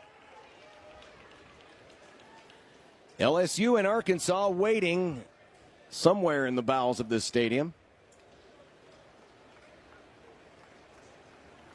The pitch, and that gets away. It was ball 4. And the first 2 men have reached. About 90 minutes away from game time for that one. Yeah, we're kind of pushing the envelope here in terms of being able to get this thing, keeping this thing on time. It's been a 3.5-hour game. Of course, a lot of base runners today. But Neighbors shouting into his dugout saying, let's go. He's not giving up on this season yet. You got to love that. You get a pinch hitter here for Alisea. It's Colin Mowry, the other backup catcher.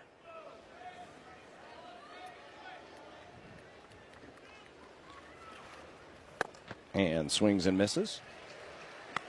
Scheduled to go on the air at 6:40 Eastern. 7:07 first pitch for LSU and Arkansas. Here across most of these Westwood One NCAA radio network stations. 1620 The Zone here in Omaha and Sirius XM, Channel 84. No balls, 2 strikes to Mowry. Also making his first tournament appearance. Here's the pitch, and it swung on and missed. For out number 1, our 9th inning is presented by Pint 9 Brewing Company in La Vista, Nebraska, where every pint is a home run.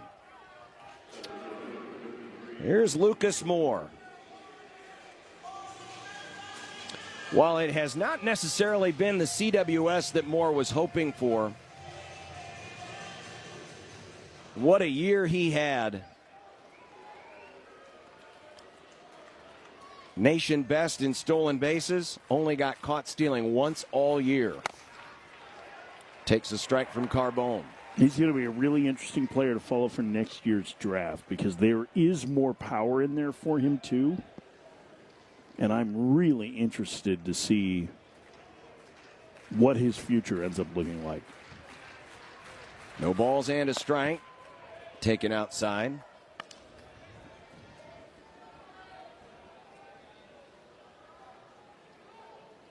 The 6-foot, 180-pound sophomore from Cincinnati.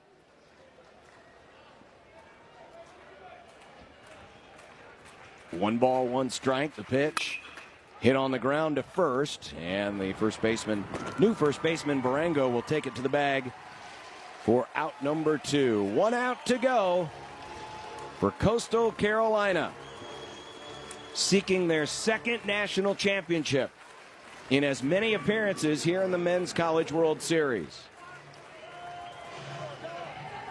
They are the only undefeated team left in this tournament. They won all 3 games of their regional. They won both of their games at Auburn. They will have won all 3 here so far in Omaha. They are winners of 25 in a row. First pitch to Klein is swung on and missed. Matt Klein had a double in the 4th. Louisville had chances the first 5 or 6 innings, but just could not come up with the big hit. Finally got 3 runs in the 6th. This one's hit on the ground, behind the bag at first. Long throw to the pitcher, covering, he's got it!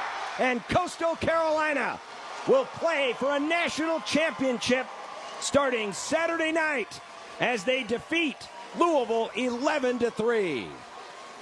Domination from the start for Coastal Carolina. 6 runs in the first inning and cruising to a victory. Win number 26 in a row, John, and they are 2 wins away from a national championship. Now the question is, can they do it, and can they do it on what would be a 28-game win streak? They will have their pitching set up for them. Their top 2 starters will be available for Saturday and Sunday.